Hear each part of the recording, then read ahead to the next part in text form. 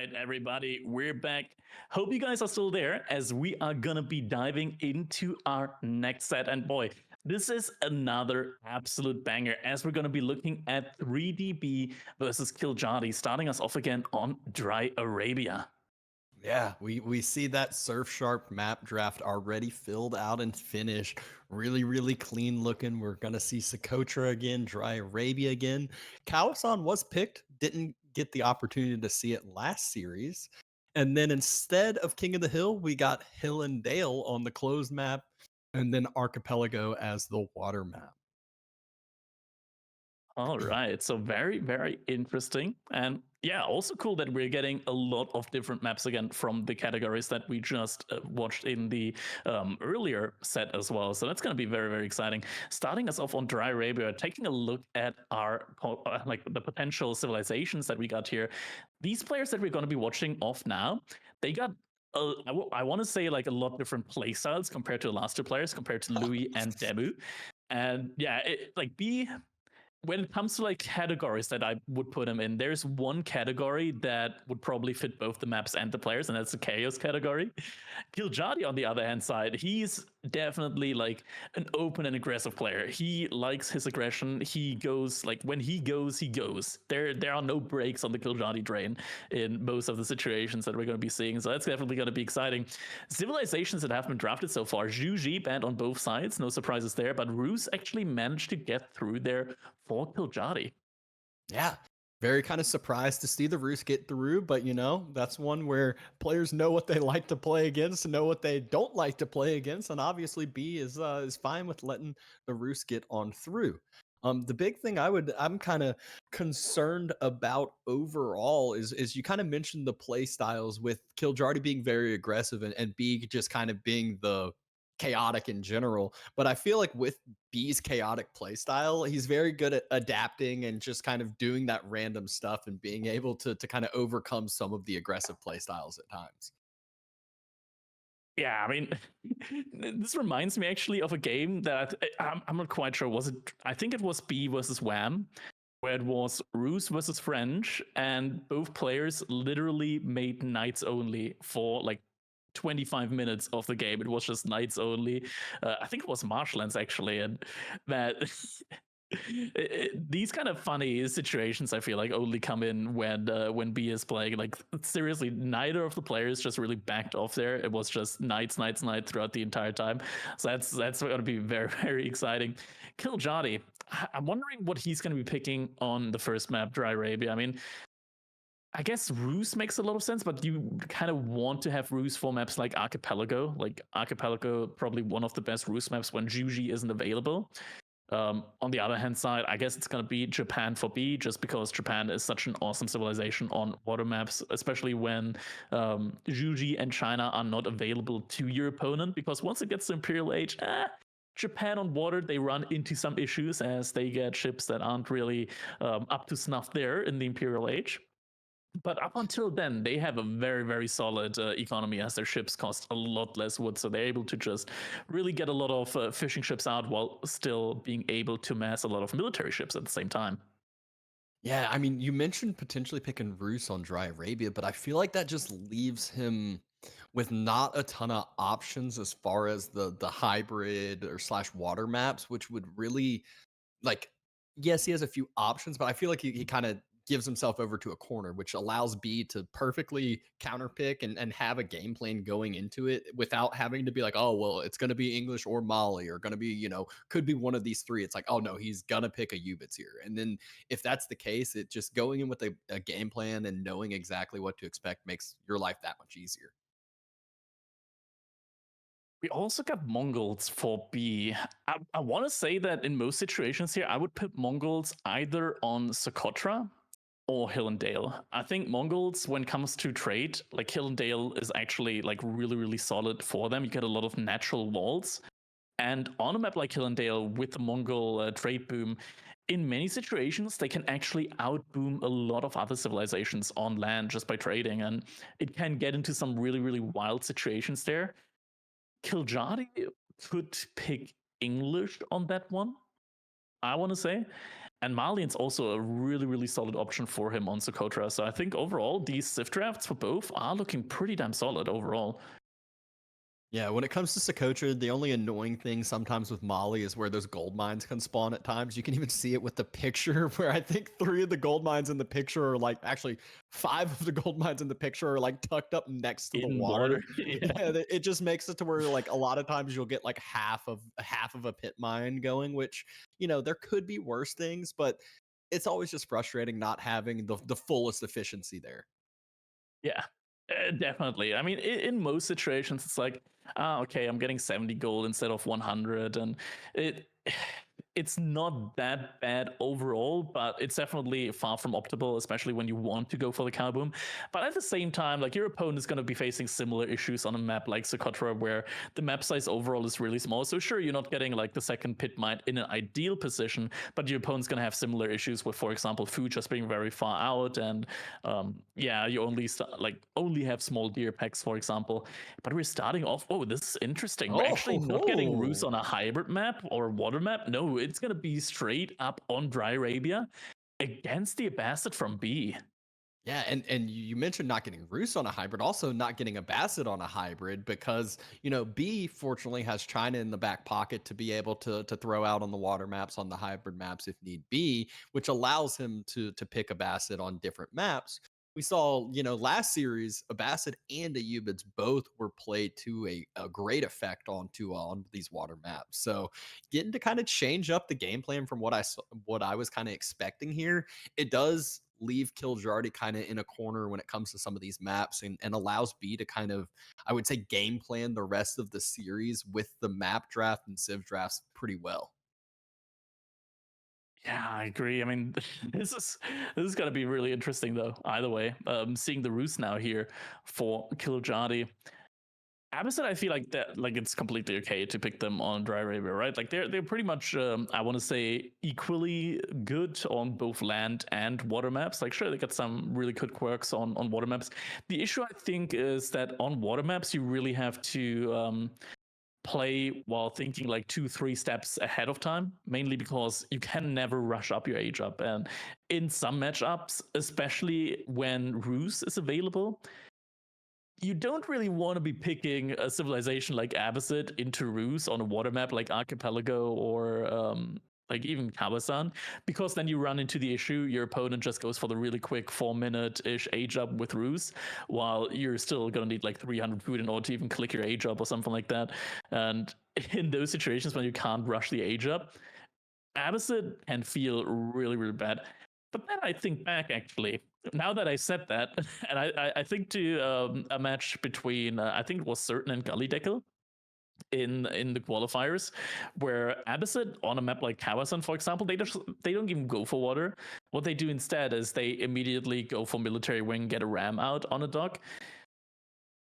And Yeah. then I say that, and then I think, oh wait, you don't even need a dock, you ruse. Oh, all these little just It's a back and counteractions and forth, man. whatnot. But that being said, fortunately for us, we are going to be casting these civs on the open map. If this were players other than if this weren't Kiljardi, I would say we might see 6 TCs total in this game. But we might see a little bit more aggression coming out from Kiljardi. Might only stick with one or two. It's pretty shocking to see Roos not go for the 2 TC, but I have seen it at times. I think Wham pulled out the 1 TC all in against Beastie last tournament that played out pretty well for himself. So that's one of the play styles I always love seeing Roos go for. All right, still gonna be a couple of minutes until we're jumping into our first game, so we can quickly take a look at all our different groups that we got going on here in the group phase. So we can take a look at that right now, and there we go. That's gonna be the group that we're gonna be looking forward to here today, as we got Louis, Marine Lord, Cat, and Demu in our group number A here. All of these players will be playing today. Louis, we can already see he played today, won 3-1 against Demu, making him the leader of the current group bracket. Marine Lord, he's going to be playing later today against 3D Cat. Right now, we got B versus Kiljardi. And after that, we're going to be taking a look at Beastie versus Certain. So that's going to be our group A over here right now. Yep. Now checking in on Group B, you had just mentioned the B versus Kiljardi and BC versus Zerton. So that is going to conclude the games of today. We're covering groups A and B, and then tomorrow, make sure to come on by with group C and D. We got a couple other series we're going to be covering there. Starts with Lucifron versus CSO. We got so actually I think tomorrow we got both the Canadian Bros and the Spanish Bros playing. As we see on the screen, Puppy Paw playing against Recon, Vortex playing against Anatan, and then Wham versus Baltoon is the last game of the day, concluding in Group D tomorrow. Yeah, so overall, just very, very exciting sets all around in our first weekend for the group phase already. So that's very, very cool to look forward to. Also cool that we got mug shots for all of these players there. So very nice. Some players you might not had a face to the name before, but now you certainly do. Yeah, so if you're out and about, you get to go to maybe one of these lands that's in the works. You might be able to recognize one of them, say hello, catch up, and whatnot. But enough of that here. We're back into this series, back just seconds away from this game number one. Indeed, countdown is ticking down. So just a couple seconds more until we'll be diving right into our first game of the set. And And there here we go. Yeah. In the color green, we got 3DB, and he still has the B2 name. I'm wondering, like, every time I look at that, I'm like, wait, 3D Beal? Who's this one? That's a new player. And on the other side, playing as the Ruse in the color yellow, we get Kiljardi. Yep, gonna get to see this. We get to play the bounty game early on, as we typically will see. Abbasid did go B, went for that second scout. Has to respect the bounty game coming out from the Roost. That's why you see the one villager down. But Kiljardi able to locate that first deer pack on the other side super quickly. Man, every time you see Roost nowadays, it's like whenever they go for a second scout, it comes in like 10 seconds later than it used to. There was a nerf where the hunting cabins, they now take a bit extra long in order to build. So that really hurt Roost there in the scout timings, because now when you go for a second scout as the opponent's civilization, you're getting your scout out a good bit ahead of time before the Roost get their second scout out. That goes even further when you factor in Malians, which build their scouts from TC in 15 seconds instead of 25. Which means that nowadays Roost, if they're not lucky, or if they don't scout well enough, they can end in situations where they really don't have a lot of bounty. But yeah, as you mentioned, Kiljardi started off quite nicely there, finding a deer pack very early on. Looks like B also found a deer pack over on Kiljardi's side, though. There's still a deer pack in the back of B's base.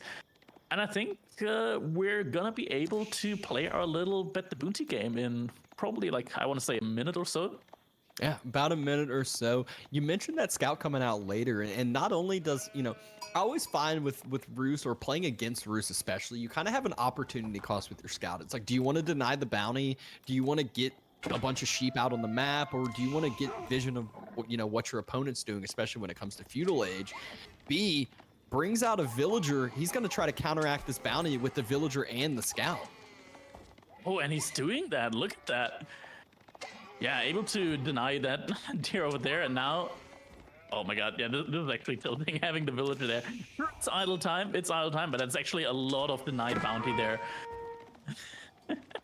Yeah, really good job from B. Oh, actually allows the last one to go. I jinxed him. Typical caster curse, but still really good. As well. So a really good job from B, being able to just deny what could have been a little bit of extra bounty for Kiljardi. Kiljardi's still circling around, trying to get a few of those extra wolves that might be hanging around the map. Yeah, sheep count overall also not looking too good overall for Kiljardi. I want to say, like, he's getting 3 sheep in there. He had a drop off earlier. Actually, overall, still looking pretty fine. Yeah, also gonna have to take a look at B. Yeah, B actually has a good amount of sheep gathered up overall. So 11 sheep for him that are like still alive. 14 sheep overall that are still alive. So 11 sheep total found. Yeah, definitely so got a good line trying there. got that little bit of the benefit, and being the Abbasid, you're not really even on those sheep earlier on. You're on the berries, so you're really allowing yourself protection and safe food in the long haul. We do see some scout wars. There's a wolf right next to it. This micro just between the weak scouts. But in theory, Kiljardi, right, like he's got a third scout, so should be able to pull that one over at some point. Oh, you just jinxed it. Caster curse. Caster curse. It was the weak one. He sent the healthy one away and kept the weak one in. Oh, no. Oh, and now Wolf gets denied. And I think it's time. I think it's time to play the Bet the Bounty game. I'm going to say 235 for Kiljardi. I will guess 215. A little bit less.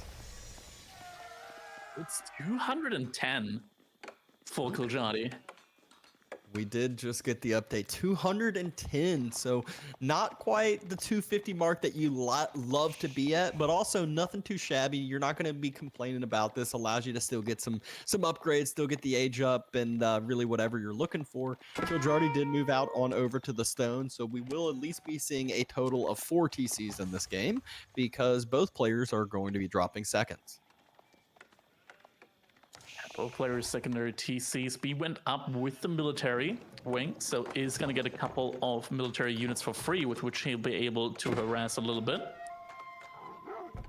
Yeah, and even if he doesn't get damaged, what this does allow him to do is prevent the risk of, you know, a knight preventing a TC placement that you want. It allows you to really kind of have protection at home, give you that breathing room for the time being, place your TCs where you want them to be, and really get your eco up and online. I believe we saw him drop a couple houses to extend out and get Golden Age Tier 1 as well. Yeah. Kiljardi does have enough resources now to drop a secondary TC. Question's going to be where he's going to drop it. He's actually going to drop it on gold. With a lot of villagers. Safe and secure right next to that Kremlin, so those military school units are not going to do too, or not military school, the military wing units are not going to do too much as the Kremlin is close and going to protect up that TC location. And B might just have to circle all the way around and head home, but I still think that's kind of a win for B. That's not the greatest TC location for the Roost. No deer income immediately for Kiljardi, and not just that, B is getting his second TC in at a similar timing, and that is after he got Golden Age 1, so now his villagers are already going to be more efficient with plus 15% income now. Yeah, and look at the difference of the TC locations. You said no deer near. All that Kiljardi did was protect up his gold a little bit and maybe a stone-ish, not really stone even. And the Kremlin already protected the gold, so he didn't really give himself anything there. Meanwhile, B, he's on deer. He's on the next set of berries. He's got a relic behind there as well if you want to just throw that into the mix that he's kind of just protecting on up. So really, really lovely TC spot for 3DB. Yeah, absolutely. Now the question's going to have to be, okay, what is going to be the answer now from Kiljardi? The walls over here, I mean, you could argue that it's just going to be much better for him if he just walled over to the stone there, or even over here. Yeah, that's what I was going to say. There's a lot more efficient walls there for him, but at the moment he's still going to be fine, right? Like he's got the resource that he wants. That's the only big issue that I see is the gold. He doesn't see the gold and he doesn't see the berries, so all he sees is the stone. So he's like, why would I care about that? Yeah, I don't need to wall that in. Yeah, he's like, you know, that big gold or that big stone vein. He's like, I don't really care. I'm not going to need that until way later. But the gold, the extra berries, that does actually mean quite a bit. Yeah. That's going to be quite tough now overall for B as the game goes on.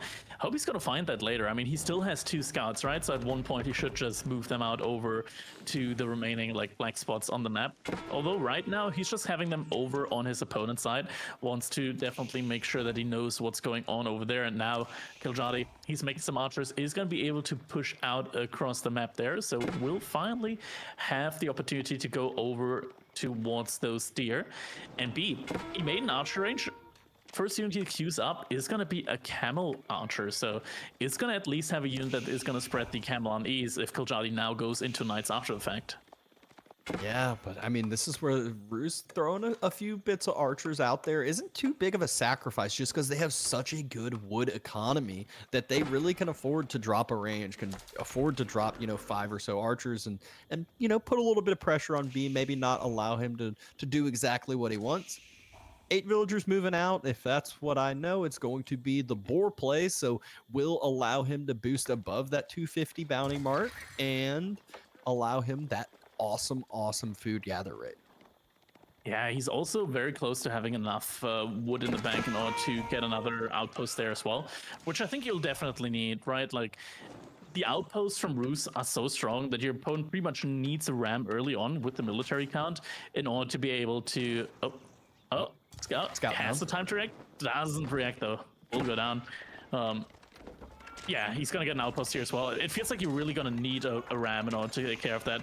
We do see horsemen now coming in as well from B. That's gonna be able to do a great job against the archers. Some Kremlins getting pulled. Scout will go down as well, so now both players down to 1 scout. But yeah, the horseman play here actually from B really paying off. He killed 3 archers already. He's gonna potentially pick off another one here. Yeah, he does. Really, really good job by B. I feel like B is just one of those players that even though the horseman pathing and they're clunky at times, he's just one of those that still utilizes their mobility so effectively. And guess what? He's clicking up to castle.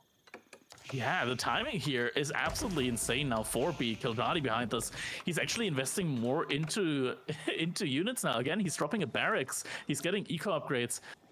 He is now at least though like really getting his food income going, so it shouldn't be too long until he can click up. The question's gonna be, okay, where's he gonna click up? It's probably between his 2 large wood lines, right? And that's gonna be a little bit forward. It feels a little bit dangerous going for the age up over there because you're gonna leave yourself potentially exposed to aggression on that side. Yeah, he does at least already have a wooden fortress dropped in front of it where the deer are. But yeah, definitely a forward spot, easy spot that B would want to be aggressive towards. And B, he's planning on just walling up this whole rest of the map almost. Got double stables, double archery ranges, no barracks yet for B. So we'll likely just see some Lancer archer play, most likely. Maybe then into crossbows as soon as Kiljardi gets the age up in as well. But yeah, the timing's getting really close. Culture Wing only 35 seconds away. Kiljardi has yet to click up. Is going to be able to do so within the next 10 seconds. Ish. It never feels good when ABBA finishes their age up before you, though. Like, it's a lot of villagers he's pulling, though. Yeah, usually you're still like a couple steps ahead of ABBA, and you're even with 16 villagers. The Culture Wing's finishing before this, I think. Yeah, and B, he's already positioning units on all of the relics in the middle. He's got 2 relics pretty much completely walled off by his walls. To be fair, one of the wall on the left side, there's a little bit of a gap there for B. He has yet to put any blueprints there in order to close that gap. I think he's about to walk through it now, maybe, and see. He sees it at least with the spearman. So if he walls that, then he's gonna have 2 relics safely walled. Ooh, only a few spears here. Has enough camel archers to one-shot the spears, but those camel archers die so fast.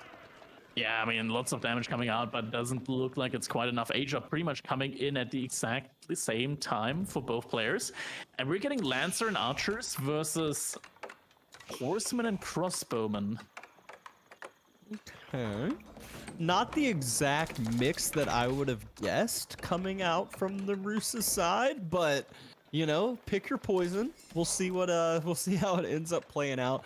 B does have a bunch of gold already saved up for that preservation of knowledge that he just finished, so should start seeing a lot more of these upgrades starting to be clicked. Yeah. Right now, though, food income actually not looking good for B at all. It feels like it's stalled out a little bit. Maybe just moved out a lot of villagers over to other resources. There we go. Now picking up again a little bit. I think he just moved villagers out to the deer at the bottom spot as well as the berries. Yeah. A few of those archers trying to protect up the relic get spotted out. He sent some spears to the north side. Those get spotted out as well. So a great job by Kiljardi, making sure that he doesn't just send his warrior monks out to grab the relics. He's first sending military units to secure the relics and then grab them himself. Yeah, army composition now getting shown by B, and he's got 5 camel archers. That's an expensive army. Yes, it is. Camel archers, lancers, horsemen, very, very expensive army, but it's also one that, you know, if you utilize that mobility correctly, it's hard to close the gap and touch that army. Archers taking the fight, and there's a couple lancers here from B. Yeah, Lancer's just completely cleaning that up. Kiljardi, he's losing out a lot of units. He's still making horsemen at this point in time. Isn't investing into any lancers or early knight, not early knights, but like knights at all yet. He has the gold for it. He's not spending his resources really at all right now. Yeah, which is worrying. Shivs were pulled out. Kiljardi, I mean, I feel like this is one of those where he's a little bit of APM capped. He was raiding in 2, 3, 4 different spots, and in reality, he was losing fights in 2, 3, 4 different spots. The Shivs pulled out. The relic that was behind the walls from B with the one. With the wall that wasn't quite closed off, he's getting that one. Able to secure that one up. Both players already have one into the bank, and so this should mean 3-2 relics for Kiljardi. Yeah, I definitely wasn't expecting Kiljardi to be the one with the relic lead there after seeing those walls, but just the walls not being completely closed up is going to cost B a relic there. But the army now count. B's about to, yeah, there you go. You said it first. B's about to knock on the doorstep of Kiljardi. He has pumped that archer number up to 27.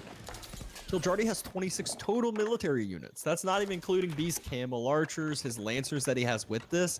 This is a scary situation for Kiljardi over the next couple minutes that he really needs to try to stabilize. He is spending some more food on the villagers than B is, and that could be a little bit of the difference of this army. Yeah, horsemen are nice, but not against the knight front line. Like, sure, there's a couple of crossbows, but I feel like Kiljardi's army right now is not nearly enough to deal with that.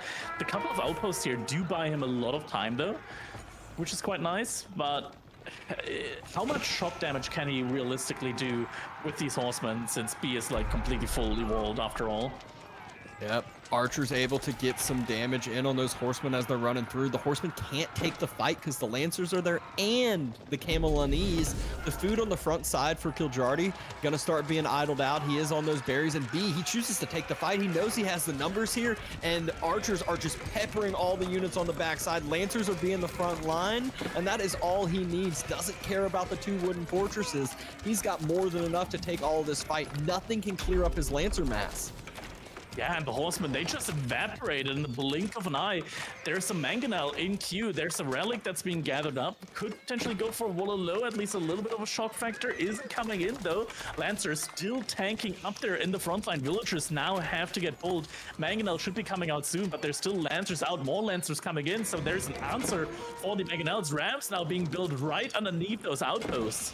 Yeah, B, he doesn't care about the 2 outposts. He says, you don't have enough units here to take this down. I am ending this game now. You said this might be a worrisome spot for the Castle Age landmark, and sure enough, B is all inning those 2 wooden fortresses. The relics are going to fall after that, and Kiljardi's at single-digit military units. Mangonel coming out the raid. What? Wait, no, oh my god. That's disappointing to say the least. Yeah, so, anyways. Militia are getting pulled against the Lancers. Repair coming in on the Mangonel. But there are 2 rams here, so wooden fortresses are going down pretty fast. Horsemen trying to dive. The gremlins are trying to dive. A second mangonel pulls out. And B, he doesn't have a ton to take down the mangonels if spears can protect it, if those gremlin and militia can protect it. Outpost stays up as well. Kiljardi is holding this. B has to fall back. And the game is going to get prolonged. Behind us, though, Sacred Site victory condition is ticking down, and 3 Sacred Sites, that's a lot of passive gold income as well. Kiljardi, he had like 10, 12 villagers inside the outpost, idled out for a long time. He is definitely not looking in that great of a position. Still hasn't been onto the deer on the left-hand side. Just wasn't able to really take map control over there. Didn't feel like he was in a position to get there. Was able to stabilize with the Mangonel, but he's still horseman at this point in time, and I'm looking at that. I'm shaking my head. Like, what are the horsemen really gonna achieve so far? They've definitely not performed well at all. Like, I feel like horsemen for the most part are really only good at raids, and when you have like a significantly higher amount, like pretty much even when it comes to the archer count of your opponent. Yeah, I mean, maybe it's just to keep B on the back foot for a little bit, take out some of the reinforcing archers, take out some of the reinforcing crossbows, and just, you know, thin out that mass and make B fall back. But really, B, he's got 50 units. Kiljardi, he just has the siege going for him, and that's what stalled out this game. That's what forced B back. And now we've kind of, you know, we're staring at each other across the cliffside, just waiting for something to happen. Additional walls coming up for B just when the horsemen arrive, so a little bit of a sad moment there for Kiljardi as his horsemen kind of don't find anything. Might be able to pick up some crossbows though. It's also trying to decap some of the sacred sites. Yeah, that's going to be actually a good amount of crossbows going down there for crossbow. That's a lot of value. Horseman getting the value in. Yeah, that's exactly what they're looking for, those kind of units. But Lancers on the other side are circling. They see that the boar has been fully finished on up. Now they're going to be met with walls here in a little bit, and those horsemen are finding some more damage through the overchop, able to pick off maybe 3 villagers here, and still haven't even fallen yet. Yeah, good damage has been gotten there. Can we quickly check? Does Kiljardi have Boyar's Fortitude at this point in time? Like, those horsemen felt quite tanky. I saw him get it earlier, I believe. Yeah. Where's the Must be from Blacksmith. There it is in the back. Yeah, yeah, he's gotten it. All right, so really tanky horseman, actually. Trying to deny that middle sacred site. And that's so many land. Oh. And Kiljardi, he's got only 9 crossbows against 17 lancers. And he just moved forward with all his units. He's on the sacred site, so B sees this and he goes, great, you have nothing to defend at home. Militia getting called, but there aren't that many available for him right now. Needs the farm transition starting to get taken down. The villagers on the farms trying to run, trying to garrison in, somewhere to hide, somewhere to not take the damage. And B, he's just going to burn down the farms. Okay, I was about to say, there's better things to do here than that. Militia's still fighting, but yeah, the military from Kiljardi is only just now moving back from the looks of it. Horsemen are going to try and harass on the sides, but B, in the meantime, he's taking control over the middle of the map. We're getting some more barracks from him out as well, and yeah, he's just killing a lot of villagers now behind this with the Lancers. Yeah, spread to a lot of the different spots, starting to make Kiljardi's army kind of spread thin a little bit, whereas he still has that archer mass behind. B still has his mass grouped on up. Ooh, but Kiljardi breaks through with some horsemen. There's a lot of villagers spread throughout for B and finds a wood line. B hasn't reacted yet. He sends Lancers over. Yeah, Lancers are just going to be able to really clean that up quickly. Oh no, they're fighting. No, that's a head-on fight that is... I don't think one of the Lancers is going to even get close to like half health even. Yeah. The good thing for Kiljardi is he could have just used the mobility and run on away. B drops a keep on the 8k gold vein. He's going trade wing behind this as well. So Imperial Age will finish up here in just a second. He's got the markets full walled so he can start this trade boom whenever he wants. Kiljardi just invested to 2 trebuchets, so for a second I was okay, maybe he wants to like commit to Castle Age, but it does look like he is going to be looking for his own age up now, which is definitely going to be needed. Horseman still at least being a little bit annoying here, but not really a match against the Lancers there. I feel like B is just kind of going for this like gold denial in a sense. You can see this outpost on the gold, the keep on the 8k. Kiljardi still has a good amount of gold, but if this extends out to Imperial, if this starts to turn into Siege Wars, then it's going to be one where B has this in the long game. Yeah, outpost. Does look like it stays up as the military from B gets over there. There's been so many archers this entire time, and they haven't really taken too many fights on the mid game, but they are going to find a lot of villagers on the wood line now. Oh, that's a lot. That's And a lot of Kiljardi, losses. a little bit of a late reaction there. So instead of 1, 2, maybe 3 losses, that loss almost turns into some double digits. Oh man, and the outpost just gets repaired. Fortification is up on that now. Age up has come in. High armory now also on the way for Kiljardi. Trebuchets at least firing away at the keep. Yeah, B not really investing into a ton of the siege to take down buildings and things. He's just trying to protect his own buildings. So what's he do? He's got 2 Springolds already, and he's queued up a Culverin. So kind of just nullifies a lot of what Kiljardi has invested into so far. Yeah. Janissaries, not Janissaries, Streltsy are now going to be in queue for the ruse. Right now, I mean, he still has a siege of... Oh my! Almost devastating. But the Springolds are going to trade out well here for Kiljardi. Ooh, and the Mangonel's still alive. A couple more villagers going down for B, and the keep falls from B as well. The archers step up, but look at all the Mangonels. It's not a fight you want to end up taking. Lancer's not going to be able to close the gap. Where's the Culverin? Just takes so long out of the queue. It finally pops out. Lancer is able to take down one of the Mangonels. One still standing though. Elite upgrade has come in. And the Streltsy are actually doing a lot of damage here, even against the archers. Mangonel gets taken out. Kiljardi going for a keep of his own. Where's B's military? Where'd everything go? It's gone. It just evaporated under those Mangonels. The Culverin was just a little bit slow to the fight, and that keep is not just being rushed down with a few villagers. That thing's got like 35 villagers around it as Kiljardi. He wants this 8K. I mean, to be fair though, B, he doesn't really need the 8K anymore, as he did go up with the trade wing. He's gonna have a lot of gold for himself right now, sitting on 2,000 gold per minute, 7 traders up, and you can really easily invest as Abbasid into these traders, as they only cost you 80 instead of 120 resource overall, only 40 gold. Yeah, and with triple market, I mean, I feel like this is one of those where we look back in a few minutes, and you said, what, 7, 9, single-digit traders? We're going to look back, it's going to be 35 traders here, and he's just going to have too much eco to even know what to do with. Yeah. More upgrades coming in. Siege University upgrade also coming in, so those Culverins are going to be quite tanky as well. You're going to need that against the Springolds. You're going to be able to survive an additional hit. Some more horseman raids being attempted, so this is the point where B, I mean, he's getting annoyed with the horseman raids because the mobility of the horsemen, the lancers win the fights if they're taken, but the horsemen can just run by them and continue to hit eco and idle eco. Can we take a look at the... yeah, I would agree with you, but B has switched it up into camel riders, and camel riders have a movement speed upgrade. They can keep up. They're just standing there, though. And there's triple Culverin now out for B, and he's about to have a 4th, so he just says, I'm winning this siege war.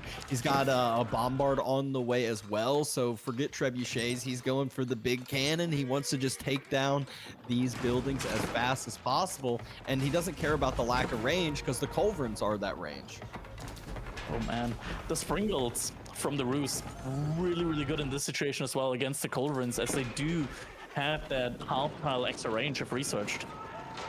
Yep, and I would assume that he has already gotten it, starting to trade out through the trees. One of the Culverins really low, needs to fall back. There's 4 Springolds there, but look at how tanky that Culverin is, still able to stay alive from 4 Springolds. Frontline once again from B, just getting taken down so quickly. No Mangonels yet of his own, investing more into the Culverins now. I'm not sure if B was not there when the Culverin nerfs and the Springald nerfs got introduced, but yeah, Culverins, they don't one-shot Springolds anymore with the University upgrade, which is kind of crazy. Yeah, absolutely. And so this is where Kiljardi, he's starting to press forward. He's starting to be the aggressor here. B, he does not have the numbers, it seems like, to defend this push going, but has quite a bit of an economy going for himself. Takes a while to take down these buildings, but he's just slowly losing some ground. Oh, the University upgrade for the Springolds hasn't been in yet. Another Culverin gets taken down. Yep, Siege Works is on its way. B starting to lose out that forward positioning even further. There's about 15 villagers on gold. Might need to fall back, and Kiljardi continuing to press his advantage. Trade has been scaled up a little bit. 16 traders out now. The gold income is looking very solid for B, which is why he's been able to just mass up so many siege units here so far. But they've just been taken down so quickly every single time. Like the Culverins, they've been trading out pretty much 1-for-1 against the Springles, and that is not what you want to see. And 26 Streltsy is so hard to deal with without a Mangonel mass. And you can see B just now finally getting his first Mangonel in queue. Camel Riders are doing a great job at cleaning up the horsemen there, as they do have equal movement speed. Fight is coming in. Siege at least is getting taken down. Kiljardi just lost a lot of his siege advantage there. But the Camel Lancers are getting somewhat thrown away, I want to say. And Cannoneers I mean, on the back Spears getting thrown as fodder into the front side in the Streltsy, and No, it's just at Mangonel, least though. allowing a few of those Streltsy to be taken down. There were before that fight, Kiljardi was almost at 30 Streltsy. Now he's sitting at 13. Quite expensive unit that he was able to that B was able to take out there. Yeah, that's make quite a difference now. Bombard is up there as well. Chemistry coming in. So it's going to be able to take down some of these buildings. Come take a look at the traders. Is there the bonus armor already researched for B? I'm not quite sure if he had the presence of mind for it. Nah, doesn't look like he does. So only 2 melee armor on them. You can make those really tanky even against horsemen if you get the +5 armor in. Oh, Bombard. Bombard's going to get taken out here. It has a lot of... It survives a lot against Springles, but 4 Springles just are going to be enough there. Oh yeah, you can see. Now with the upgrade, the Springle's not getting one-shot anymore. It makes a huge difference. Yeah, you can see how much siege just got taken out from 3DB's side. Lost Culverins again, lost Mangonel, lost the Bombard, and immediately requeues it all up again, but never fun losing. Wait a second. What? Kiljardi, you're next to the sacred site with the key. Yes. Come on. Oh my god. Decap them, please. It's 3 minutes in. That's so much gold that he could be having for himself as well and denying from 3DB. I mean, it's a lot to take care of at the same time, but you wouldn't imagine in this position those were still not decapped, and now fight is happening. Mangonels are getting focused down. Springles actually. Great Mangonel shot though. Kiljardi. Oh no. Mangonel shot again? Kiljardi, you can't push this in. This is not Kiljardi something starting to that you lose his push in. mass. Might be a little bit overzealous there.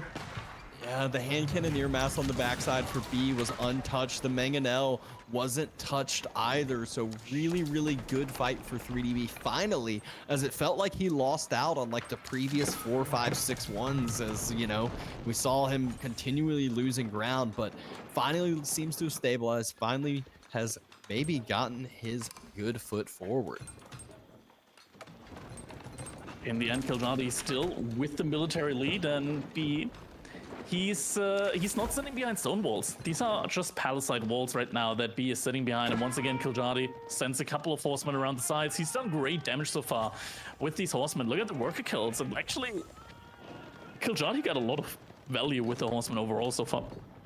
Yeah, I mean, just utilizing that mobility over and over and over again. Yeah, B might have some camel riders, might have some ways to take out the horsemen. It still takes a while, and you don't want that high cost unit on the backside. You want that fighting or raiding or doing something on the other side. Ooh, Mangonel shots there. Were pretty close. Kiljardi able to dodge them for the most part, not take too much damage. Looks like Kiljardi is now going to be starting to cap those sacred sites for himself. Horsemen are going to be running around the backside, but the camel riders at this point in time, the same amount of movement speed as those horsemen have, so they're able to take them down quite quickly. Up to 23 traders now, and we're starting to see the first couple of upgrades coming in for the trade wing in the House of Wisdom. So the traders soon will be bringing in a lot more gold with every single trip. We're also seeing elite army tactics come through, so B getting a few more of those Imperial Age upgrades now that he has so much gold to afford it all. At the same time, behind those raids though, Kiljardi is going to be pressing the attack. Not quite able to shut down the trade at this point in time, but definitely is aware of it. Rams coming in. Those wandering towns coming on in. A bunch of Streltsy mass behind them, but just as many Streltsy are matched by the hand cannoneers on the other side. Streltsy, I don't quite have that much range, right? They do take quicker, they cost a lot less, so it's overall relatively easy to mass them. This is actually a really good fight for Kiljardi though, taking down a lot of the hand cannoneers there. 10 hand cannoneers go down. Streltsy count still at the same number though. Right now, what Kiljardi just needs is more sprinkles in order to have something to deal with the Culverins and the Mangonels. Right now, the Mangonels are keeping B in the game. Yep, Mangonel pushing forward, and Kiljardi did react to the Mangonel shot. Oh, that's a really good shot. And they're starting to clump together. Hasn't used the spread formation, running through another choke point. There's a sprinkle there, but another Mangonel shot. Oh my god! That is so much damage. Now it's just a single hand cannoneer shot to kill most of these Streltsy, man. Oh my god. So many Mangonel shots hitting there. Whether it's single Mangonel shots or single hand cannoneer shot, single camel rider, you know, swing, whatever it may be, and Kiljardi, he does not have his own trade boom set up. So we talked about that gold situation earlier. He was able to resecure that 8K. He was able to move out to some other gold veins, but I believe he is on the last couple gold veins. You know, he is on 3 different ones, but I'm not sure how much is in each of those. Yeah, but he is preparing for the trade from the looks of it. I see 5 markets getting dropped in the corner there. I feel like this game might be going on for another 10-15 minutes. Yep. Go ahead and, you know, not what we would expected from these players on an open map, game number 1, seeing this one extend on out. But it's the civilizations, really, once you kind of get through that initial potential phase of ending the game in that early castle, a lot of times this is exactly what it extends out to be. We need like a separate prediction feature on Twitch, so in that situation now we could open up a second prediction next to the who's winning one and be like, how long is this game gonna go now? Yeah, you know, you know, under 48 minutes is going to be, I feel like, the break even here. You know, under 48 minutes, over 48 minutes. I think Kiljardi needs like at least 7-8 sprinkles now in order to come back from the siege deficit that he has in comparison to B. Oh, the raids now. B, though, B is finally at the point where he's the one starting to raid.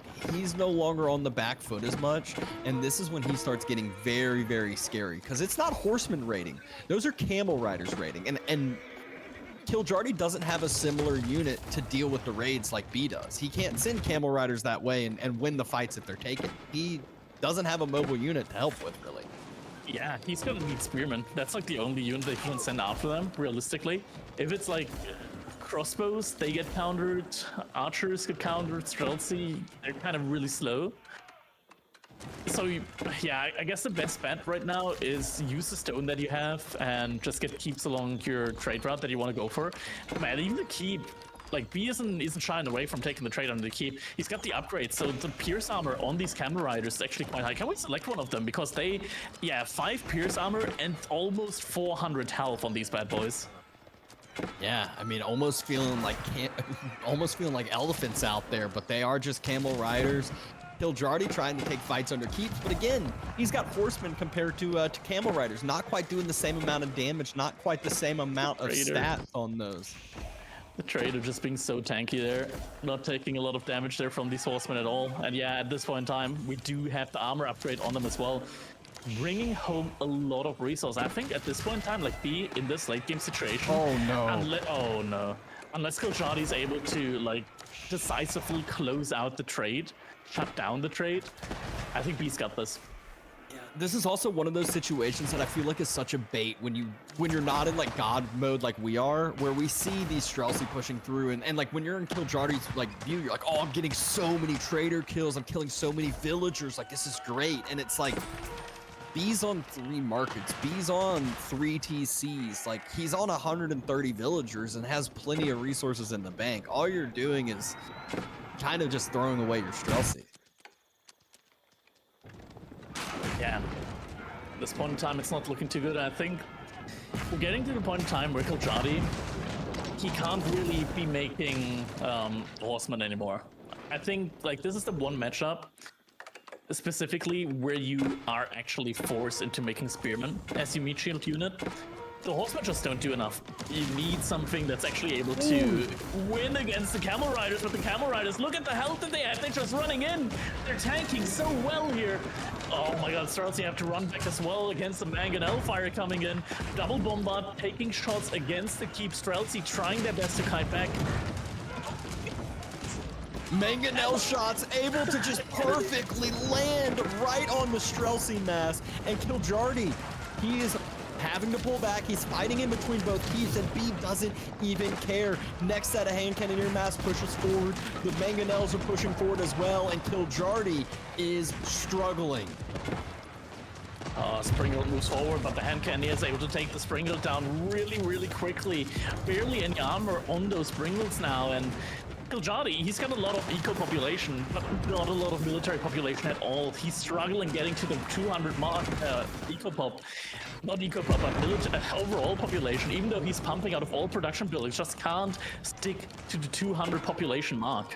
47 idle villagers for Kiljardi. I'm pretty sure he just ran out of that gold vein on the eastern side, ran out of the gold vein on the north, so he needs trade to be online, and it never was able to get online. Camel Riders once again going for the raids, and the trade from Kiljardi is completely unprotected at this point in time. I don't think he was ever even able to get trade online. I think he got some traders out. Yeah, he's got 31 traders actually. Whoa. Well, oh, they were all sitting. Oh wait, no, we were on the wrong perspective. It's 10 traders. Okay. There we go.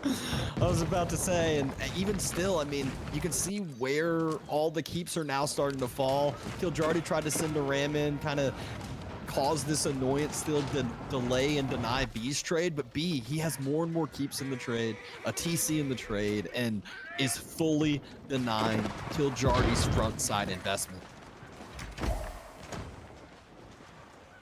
Up to 35 camel riders now. And Kenny is still a lot in queue, and B, he's sitting on 8,000 gold. If this continues, we might see a wonder this game. I don't think we're going to get to the wonder point, because I feel like B has that military ball that basically says you can't have a mass that stops this. He has so much siege that you can't deal with siege. He has a camel rider front line that you said was 35, large, and he's got hand cannoneers on the backside. He is sitting pretty, about to deny the relics too.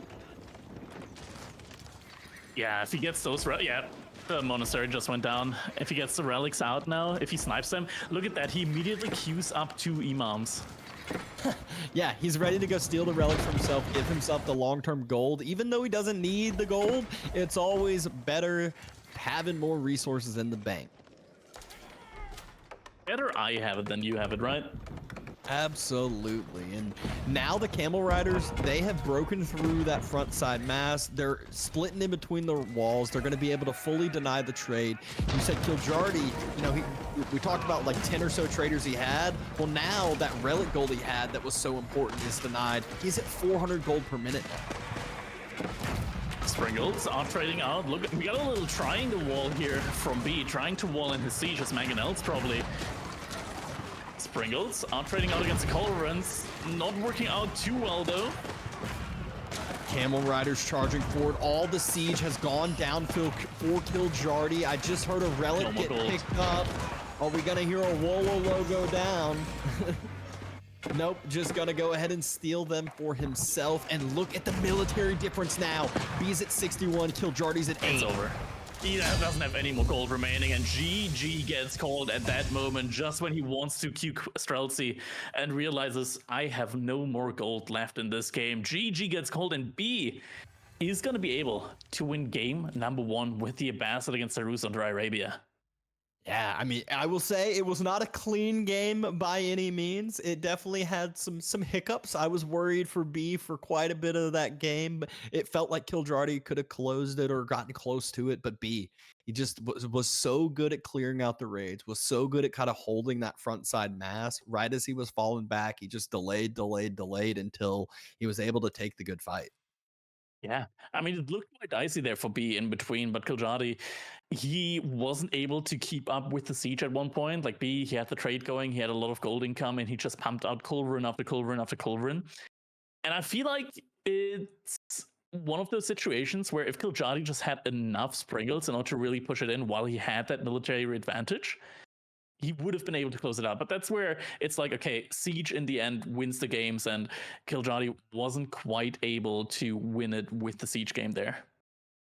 Yeah, very, very fun back and forth, though. Wasn't the first game that we were expecting from these players. I definitely expected like an under 20-minute one on an open map, with Kiljardi being a super, super aggressive type player. And B also is doing some weird stuff at times, sometimes being very aggressive or doing some like one-off like tower rushes or weird things. But you know, that's why now we have the chaos map ahead of us. So this is where we get to see some action here. Yeah, Socotra gonna be coming, and then we got Marlians against Ali, and yeah, it's like you mentioned, right? Like Mali, you might have some problems with the pit mines, but overall, the passive income, the cattle, they're just too great to pass up on these really, really small maps, which is why players still opt for these kind of civilizations, even though like the way the map spawns isn't gonna be in their like best interest. It's still just too great with the passive income to pass up on it. Yep.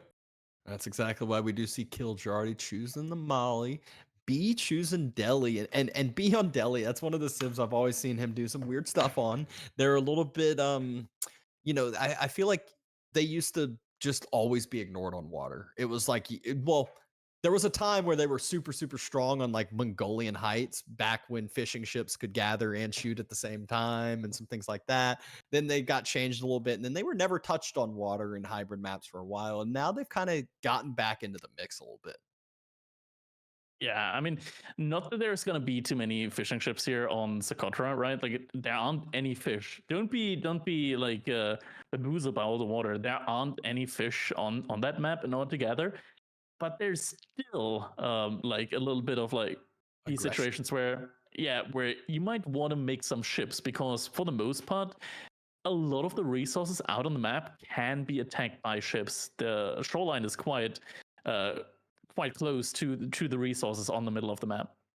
Yeah, I've seen multiple games decided because of that exact reason. One galley kind of denies like all the food right as they were needing to transition to some berries. But enough of that. Let's check and see some of these spawns. Let's check and see what this game number 2 has in store for us here between B and Kiljardi.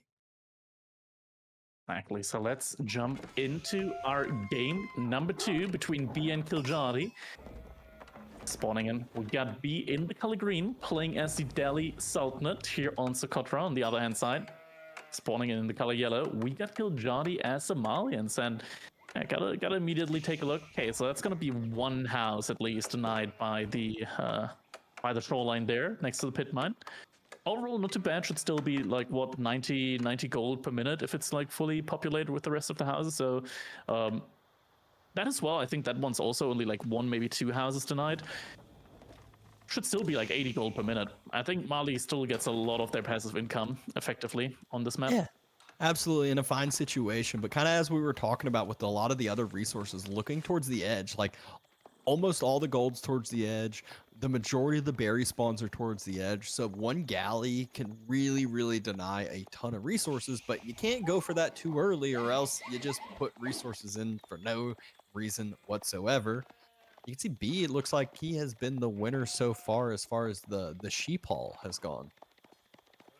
Looks like it. A couple of sheep, though, that were on the right-hand side haven't been taken up immediately, but now B on the pullback might actually find those.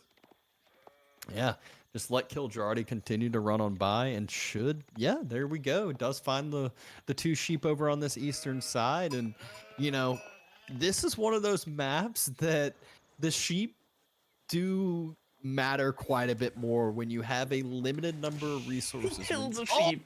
gosh. He actually killed two sheep there. He Ew, pulled a yeah. villager to kill another sheep there. Oh my god, that's a lot. Wait, he killed three sheep overall. We see three dead sheep there. That's 750 food down. And he steals another two sheep from the other side. This is going to force Kiljardi out onto some food resources a little bit sooner than what he needs to be, I believe. He's got one sheep. Yeah, he does have. I wanted to say there were 3 or 4 under the town center still. Yeah, it's still not a 2, good 3, 3. situation. I see 3. Is that? Age up. Oh, he's at 11. What? Oh, okay. Well, then there. I guess B never like sent Wait, any is sheep it back, right? including the dead carcasses that were killed? It's 7. Wait, does it? Yeah, It 7 might. carcasses. It's including the carcasses. Yeah, can we select all and take a look at select all again? It doesn't show like the ring around them if they're selected as well. I believe they are. There's no way he has 7 carcasses under the town center there. Maybe. But yeah, it might be one of those situations where Kiljardi might need to invest into cattle and then eat off of them in order to have his villagers working.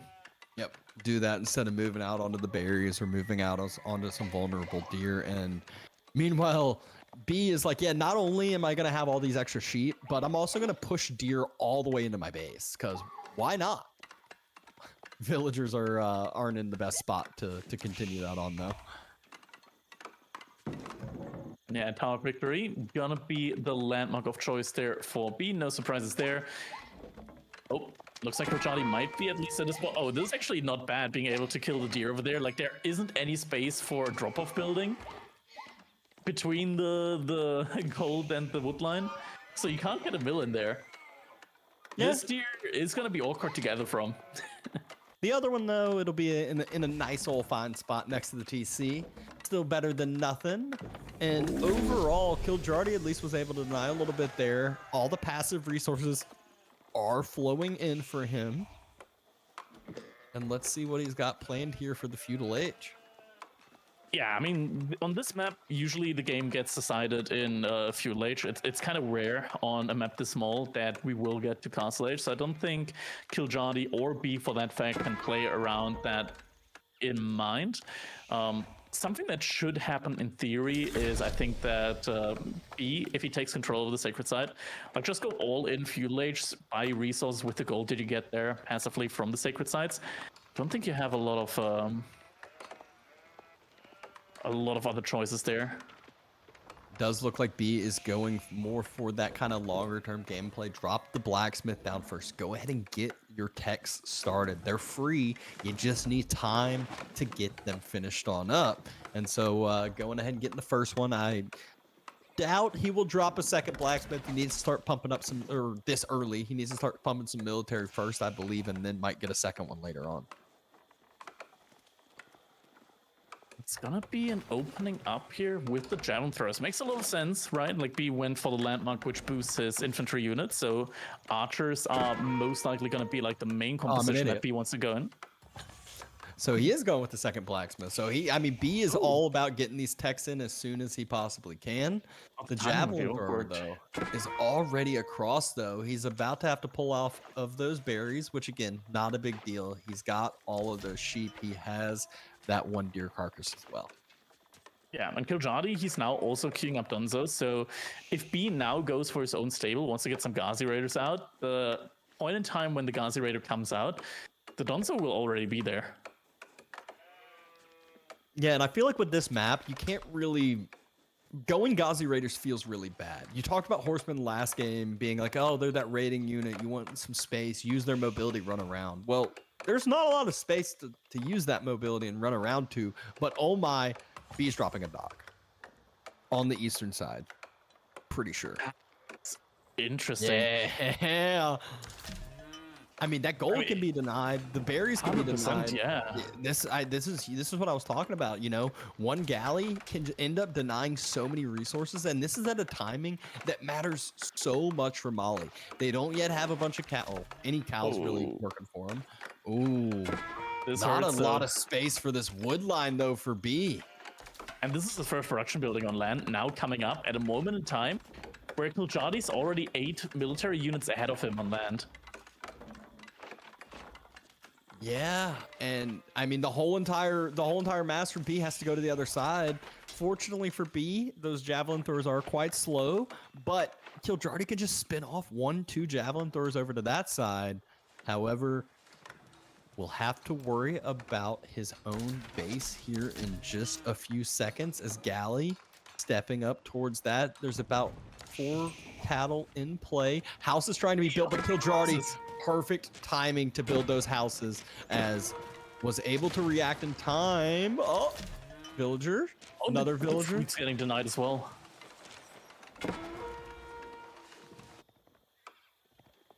No, this is really destructive now here for Kiljardi. Like he can't take. Oh no, he can't build that as well. And the cancels the outpost. He has to go into the middle of the map. He can't stay here. Yeah, has to go into that middle gold vein, and look at where Beast Scout was sitting. It's literally waiting for those units to walk across. He already has a Ghazi Raider there, and it was probably going to hit some reinforcing javelin throwers, but sees the villagers at the perfect time. Kiljardi has to move back, and now B gets to breathe at his base. There is no longer that worry of running out of food at that, or running out of that wood line at the bad point. Kiljardi has fully pulled back. Yeah. And now there's an awkward spot for B to be in as well, though, with his military units. Like, where's he gonna go? He can at least like send those horsemen, the Ghazi Raiders, over to his archer ship and kind of like take fights over there, which would be beneficial to him. But burn the house outside of down? that, Can you burn that bottom house? he could probably burn them down. That's what I think he can. He might even be able to burn the pit mine down. It might not be in the TC range. In the very corner. Very least you can do is you can, it's going to be in range. I think it's going to be in range, but you can have your ship attack that. Like it's firing 6 arrows, or like what was it, 5 arrows every time. So you actually don't do a bad amount of damage to buildings there as well with it. And B is just going to continue to circle with these few Ghazi Raiders that he has while he masses up archers at home. So make it harder for Kiljardi to continue to mass, make it harder for him to get it to that middle gold location that he's at.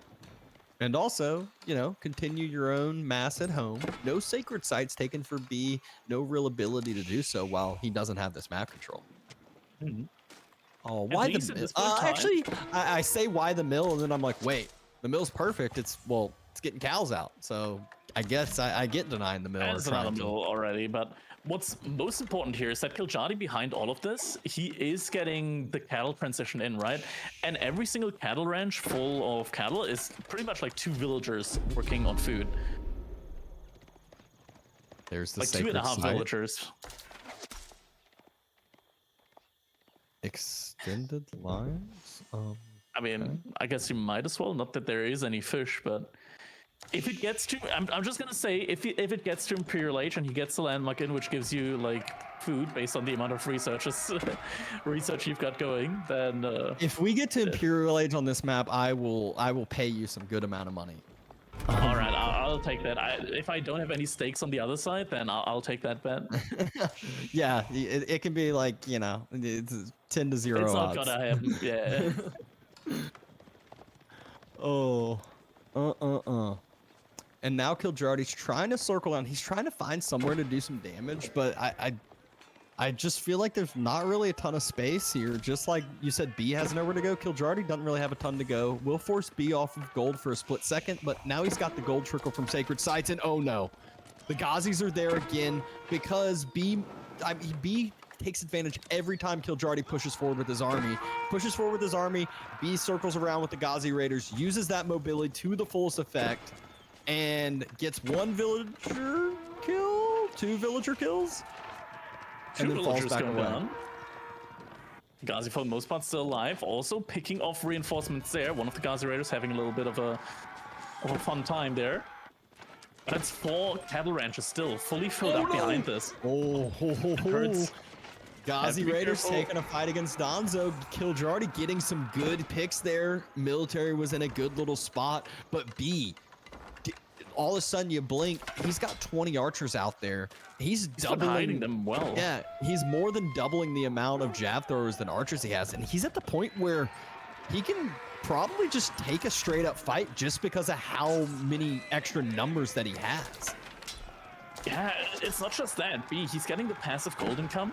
So if he gets a market up, he can buy other resources and then just pump his numbers even more. He's got the double production with his golders as well.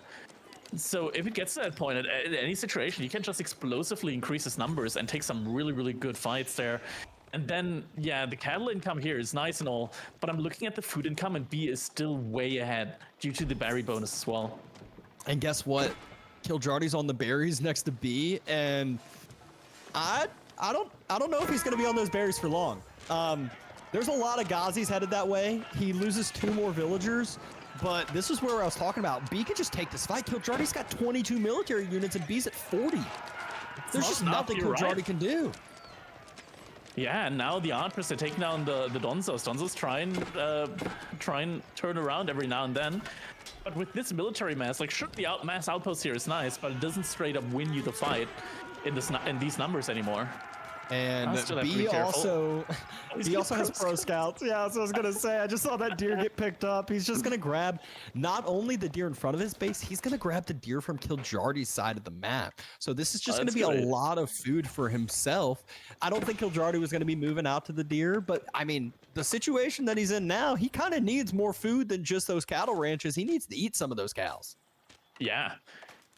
This is now going to be cattle ranch number 6 here in a little bit. I'm actually quite surprised by how well Kiljardi has been able to get this cow economy going. So even though B right now, he's like 6 villagers ahead of Kiljardi, Kiljardi's overall economy is, or rather should be better. The reason why B still has more income right now is just because he's on better food sources.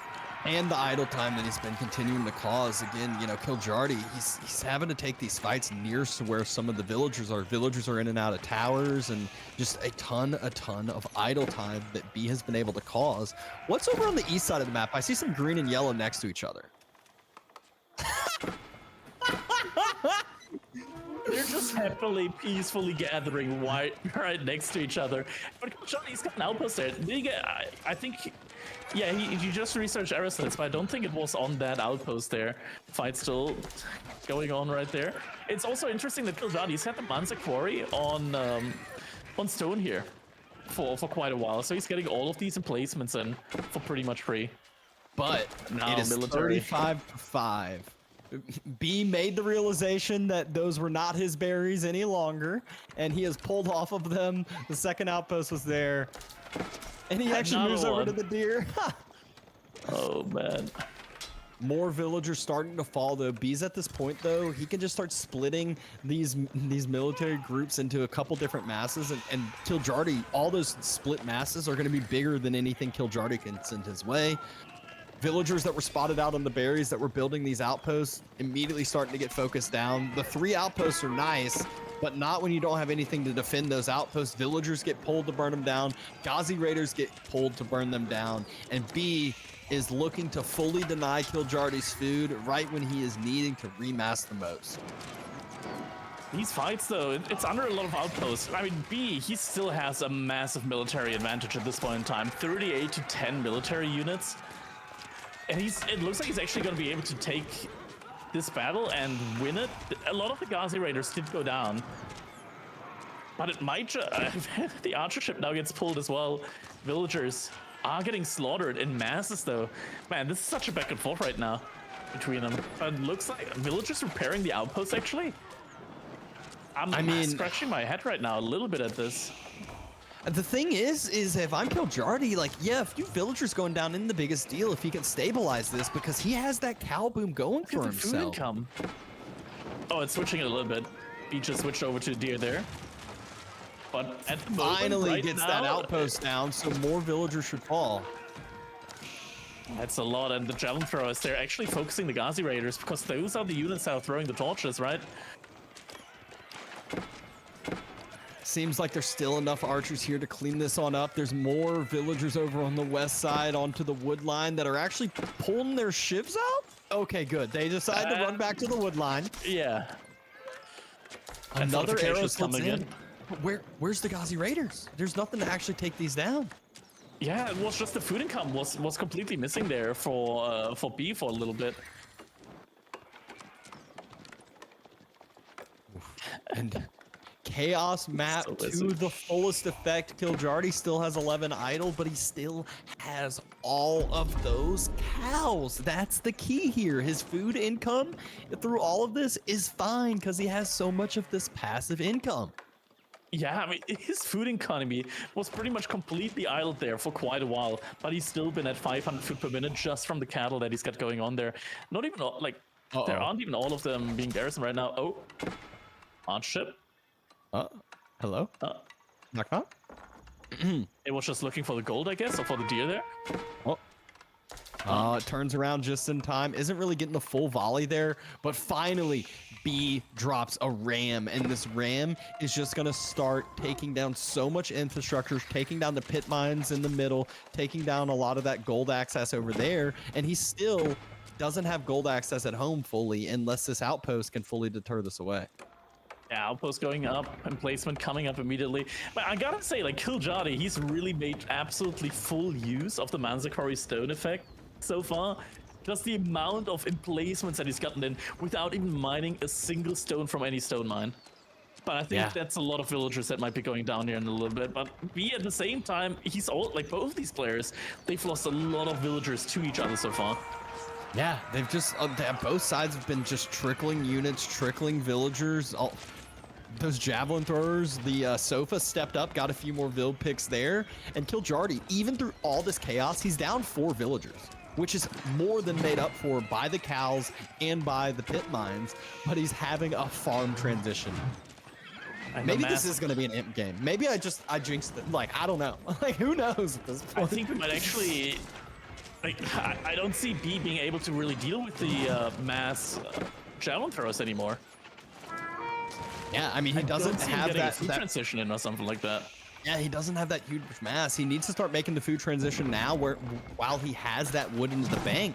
But I feel like this is one of those things, especially on this map, that you don't feel like you're going to do.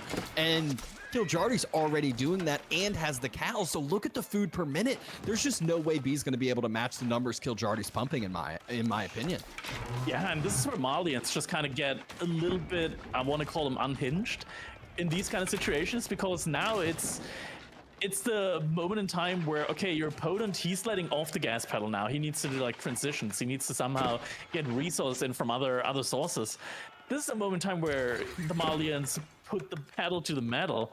We see a lot of farms actually in the base for B. He's trying his best to like mass up an army again. The issue that I see here is when I look at the income and the resources, there's just so much more food income right now for Kiljardi. Yep. And Kiljardi stealing those 2 berries from B's side was so massive. I thought B was going to take down the outpost on his side, but instead went for all of the outposts on Kiljardi's side, diving the base. And in reality, he's got 10 villagers on his side that he could have taken down to Kiljardi's and secured up food for himself, which is now a major problem. Yeah, exactly.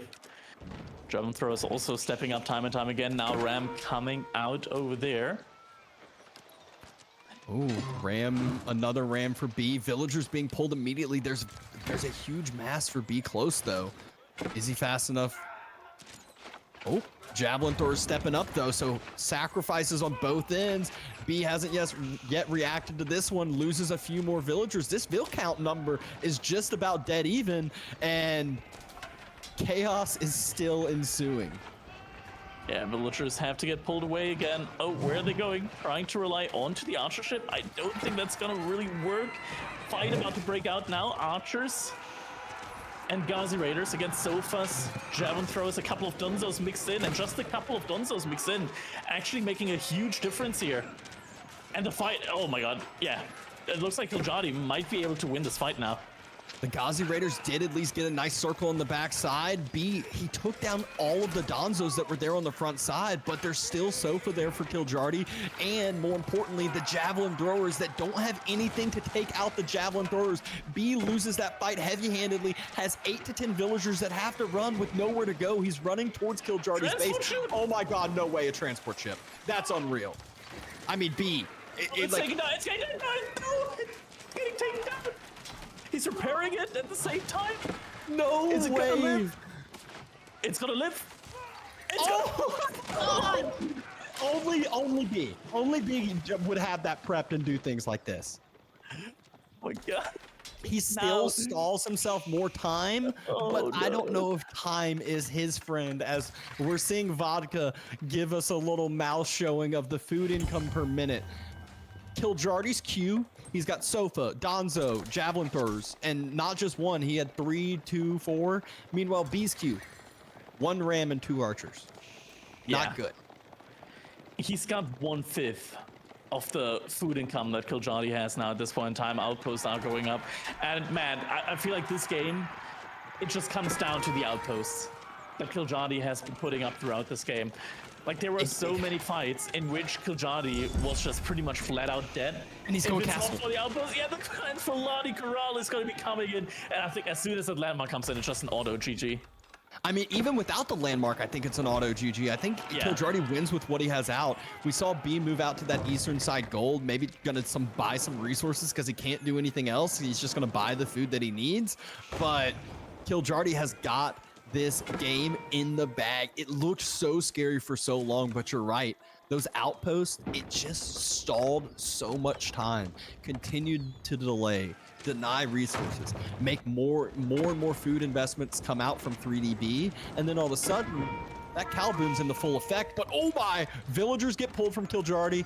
Vill count number goes back to even again, and this was the Vill mass that I was wanting B to pressure earlier, was this west side location from him, but it's just too little too late at this point. Yeah, Scout's getting taken down. B, he's on 140 food per minute. Ajab now comes in, and GG should be following immediately straight after. Yeah, Sofa getting imported armor. There it is. Okay. And a wild game number 2. The Chaos map is 100% living to its fullest effect. That was a sick game to cast and a sick game to watch. And just so many back and forths here between the two players. But in the end, Kiljardi with the Malian passive income. Man, the outpost, I'm getting hung up on this, but man, the outpost won the game. So much delay there, and Kiljardi able to delay the game long enough for the cattle, for the food to dry out on the map, for B not to be able to put out any more Ghazi Raiders reliably on the map. This is what I was see the military count. Look at that. Look at the spot at the 14-minute mark. B is at 40 and Kiljardi is at 5. He could not end the game right there. He focused, I would say, one of the wrong spots. It was that Kiljardi side on the berries, and he ended up throwing away so much under triple outpost and under where Kiljardi had his reinforcing units pop out. So was able to just throw extra javelins, get all those extra reinforcements in. But what a fun one. And the series is now tied up. We're going to be at least seeing 4 of these 5 maps again, just like the last one. And next up, it is going to be a water map. It is going to be Archipelago. China against Order of the Dragons as well. All right. That's an interesting one. That's an interesting one. Not one that we usually see too much of. Yeah, I mean, Order of the Dragons is interesting, but let's take a look at our schedule, as I think we are slightly behind schedule. We had some relatively long games, but we're trying to catch that all up again.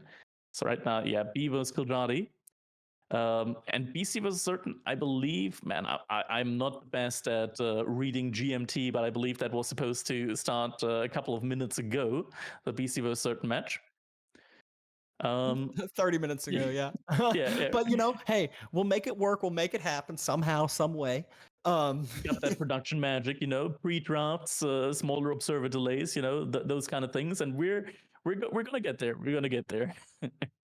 We will indeed. But on this game number 2, do you think that I just feel like China on water maps just has that extra leg up when it comes to this matchup specifically. If it were HRE, maybe a little bit, but I just feel like Order of the Dragon just doesn't quite have that same oomph behind it. I agree until Order of the Dragon suddenly gets like 1 or 2 men-at-arms out on land and gets a transport ship, or maybe even a proxy barracks or something like that out, because those Order of the Dragon units on land, they're built different. They can stall out your economy for such an incredibly long time. Once those units do get out on land, and I would really enjoy seeing like a proxy barracks just being dropped there. China can struggle with dealing against that. I mean, sure, they got the hand cannon emplacements, right? But you need stone for that. You need to get the outposts up in time. it can feel very, very rough when that comes in. And when there's like multiple units coming out on land, like suddenly it's 2-minute arms, maybe 3-minute arms, if you can't immediately kill them, if they get a lot of value in, you might find yourself in a really chaotic situation. And I think that's where Order of the Dragon can be really good. And like they have to like take this game and drag it into a really chaotic situation in which they can thrive in. Yeah. I will say both these players clearly thrive in the chaos as we saw last game. And Order of the Dragon, I mean, I feel like you're right. If you're reacting with hand cannon slits on your outposts, it can't just be one outpost. It's going to be multiple with multiple hand cannon slits. Now we're talking about investments that you would have much rather had, you know, emplacements on your docks to make sure you have water fully secured or kind of investments elsewhere. So it's really resources you can't sacrifice in that scenario and sense.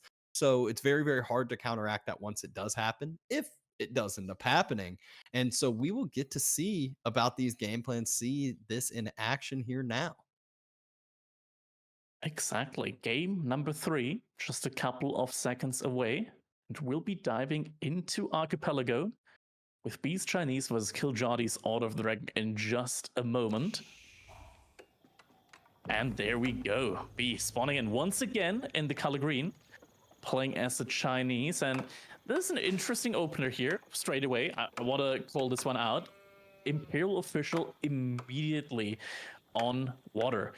That is suboptimal, I want to say. Like, I love the early Imperial Official builds on land. On water, it makes things difficult for you because now you're going to be in a situation where your dock is a little bit delayed, and like, sure, the plus 20% is nice and all, but I feel like you don't really want to go for that immediately. Yeah, and we'll see, you know, over on Kiljardi's side, I believe he's already got that fishing boat out on his side. You know, Dock was already finished on up earlier, and yep, fishing boat is already out. He's actually about to get his second one already, which you're right. You know, it feels like China should never really be behind in that wheelhouse. Yeah. I mean, that's the issue, right? Like the plus 20% when you only have like 4 villagers or 5 villagers out on wood, it equals out to the point where, okay, you're getting enough resource to like be like 1 villager ahead. It doesn't make a ton of sense at that point in time. We can see, yeah, B is just now getting his first fishing ship out. I think he also just had to rush up the house with a lot of villagers because you're getting yourself housed in those situations. Something that I really do like from both these players is that they're using not the sheep under a TC, but instead they are using the shoreline fish for their villagers to gather from. That is actually something that is really good for China here in this situation because you actually are accruing the tax inside of your dock. So, and the dock is very close to your main TC here. You're having another really great gold source there. We can actually already check just how much gold is in that dock from B at this point in time. It's probably already going to be like 20, yeah, 20 gold. Basically 20. Yeah, really easily able to accrue on up. And that's one of the things that having the Imperial Official out, he hasn't had to grab any gold yet. So I still agree where, you know, this is the point where you queue up the Imperial Official. You're a fishing boat ahead where you would be. And then you're starting to be able to utilize that supervision to its fullest effect, as well as just grabbing up some taxes. Yeah. Actually, great call from chat that's been pointed out right there. B, he does have a safe little pond inside the back of his base with 3 deep sea fish, and that is an absolutely broken spawn for him. He, like, that is actually just incredible for him. No matter what happens, he will have fish late game. That is actually pretty incredible. He can go to late game any way he wants to. That's one of those things that I don't think we're gonna have to worry about, though, because I think this game is gonna be more. I mean, I guess if you lose water, he can still just drop a dock behind it, but at that point, it kind of feels bad because you're trying to catch up with your fishing. You can't just like move your fishing boats over and drop another dock. Yeah. That's the thing, right? Like, you can't get your fishing ships over there. But for a civilization like Chinese, there's always a chance, right? Like, Chinese players, they tend to be able to get high on that copium quite a bit. I'm not going to put any similarities there to any other things that you can get high on with China. But yeah, that, like, the copium can be strong there. And there are situations that we've seen before where China, even after losing water, I'm just going to take like maps like Holy Island, for example, here. you can still come back. It is possible. Like, don't be confused there. Like, it is 100% possible to come back in those situations. Just very, very difficult, I would say the least. Especially when your opponent taking water means they should on this map get 4 relics, 2 sacred sites, and start the tick down. And if they're able to reinforce those sacred sites, it's almost impossible to get onto those and secure those on up. Little scout patrolling there on the side, making sure he'll have vision over any early aggression coming in. Archon Chapel getting rushed up now by Kiljardi. That is quite the early timing comparison to China, as B hasn't even clicked up yet. Hasn't clicked up yet, but that's because B has a few extra fishing boats, and he will be able to kind of catch up in speed a little bit just due to that Chinese villager bonus for their building time. It's also the difference, right? Like, it's pretty much even there, but it's also the difference, like, OTD just takes a little bit longer to produce villagers as well. And Kiljardi... I'm confused. Like, the early timing was great and all, but Kiljardi doesn't have a single military ship in queue yet. Yeah, I don't really know exactly. Oh, there's the galley. But did he not? I don't think he used all the wood villagers to age up, so he didn't have the wood for it. So the timing for your quick age up meant nothing. I would have rather him leave 5 vills on wood and age up with 5 vills, and then you can at least spend your resources and have the ability to do something. Yeah, I agree. Man, the scout from B actually at the top side also means that if Kiljardi wants to go for like a proxy base play here or anything like that, like the scout is gonna spot it. He has a dock on the other side of his island, so if it's coming from the other side, it's gonna get spotted as well. And now both players have an archer ship out, and actually B is sending his archer ship around the right-hand side, so there should be some idle time being caused now by Kiljardi. Yep. Fishing boats were pulled back. Oh, nope, they were just dropping off. And then they get pulled back. Next set of fishing boats starting to get focused in on. Lower health ones split off, but have the ability to jump inside that dock. Still, good amount of idle time being caused here. Yeah. And B, he's been busy. He's been busy microing there. Oh. Has to fall back now. There's also a Springle ship coming out in just a second here. Archer is getting idled out. Oh my god, the Imperial official. Oh no, that's IGO. That's value. That's such a huge resource of value. Yeah, I mean, it doesn't cost him like a villager to replace because he can make it from the Imperial Academy, but it's still a good amount of resource that just go down there. However, the galley goes down that Kiljardi had sent on out, so that is not a shabby resource pickup by any means from 3DB. Causes a little bit of idle time himself, but I wouldn't say anything equalized in return, you know, on the same level. Yeah, both players now massing up those Springle ships. A little bit of attack now on the left-hand side from B. And the archer ship looks like it's falling back from B over towards his side of the map. Does at least have that Springled ship going for him as well. Kiljardi starting to kind of climb in his military numbers, has more ships in the queue. But look at B's economy. Like, all of a sudden, the numbers, this is what you had talked about, you know, Order the Dragon a little bit slower with their villager production, but he also has an extra dock behind this. So he's able to make fishing boats, and he's been making military ships. Yeah, it's quite elite by now at this point in time. Like, we can take a look at the food income, and that already like paints you a little bit of a picture. 520 to 550 for B compared to it was 430 just now for Kiljardi.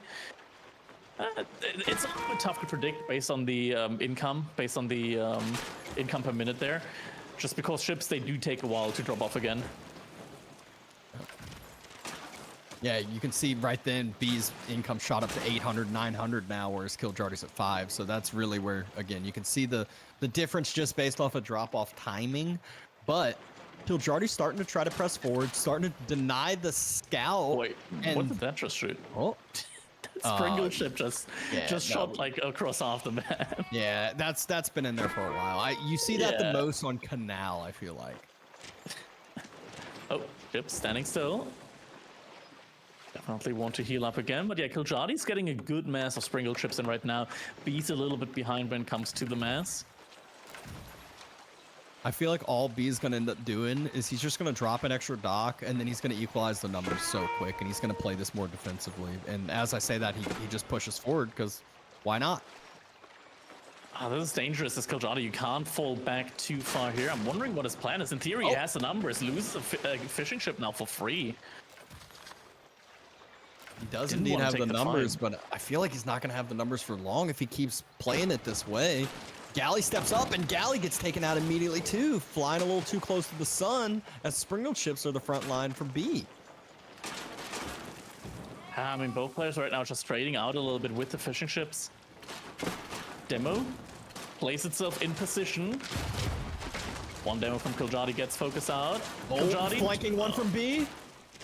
Oh, doesn't quite close the gap, but B does not end up taking out a sprinkle chip on the other side. So overall, just even trades, damage on either side, and then just kind of walking back away. Only things taken down were demos. Yeah, pretty even trade there in that early engagement. B, he's pulling ahead when it comes to the food count, which means that slowly but surely he can just send more and more villagers out to gold, and he's also getting a lot of passive gold in from his taxes. So the castle age transition is going to feel a lot more natural for him than it is going to be for Kiljardi. And B's actually got the castle age food resources in the bank. The fishing has boomed too much for him, it feels like. His fishing has gone untouched for so long. He has had so many fishing boats out that, you know, he doesn't even know what to do with the resources he's getting. Yeah, that's the point in time where you want to drop a market. I feel like dropping a market at some point in time on water is very important. But I got a fight going in here now. Actually, some fishing ships in the fight as well that were still busy. They're just trying to repair the ships. Demos. 3 fishing boats get taken out. And the sprinkle chips get taken out. B, I feel like he wins that fight just because of multiple reasons, but mainly the fishing ships being pulled means that he's taking out eco as well and takes down the military, has more demo reinforcements, and Kiljardi is having to fall back home. Yeah, no archer ships at all. Now 3 archer ships in queue. Does have an even count of sprinkle ships, but it still just doesn't feel good, and he has a lot of really weak ships because of these couple of just short connections there with the demo ships. Demo ships, which once again are trying to get into the position. circle.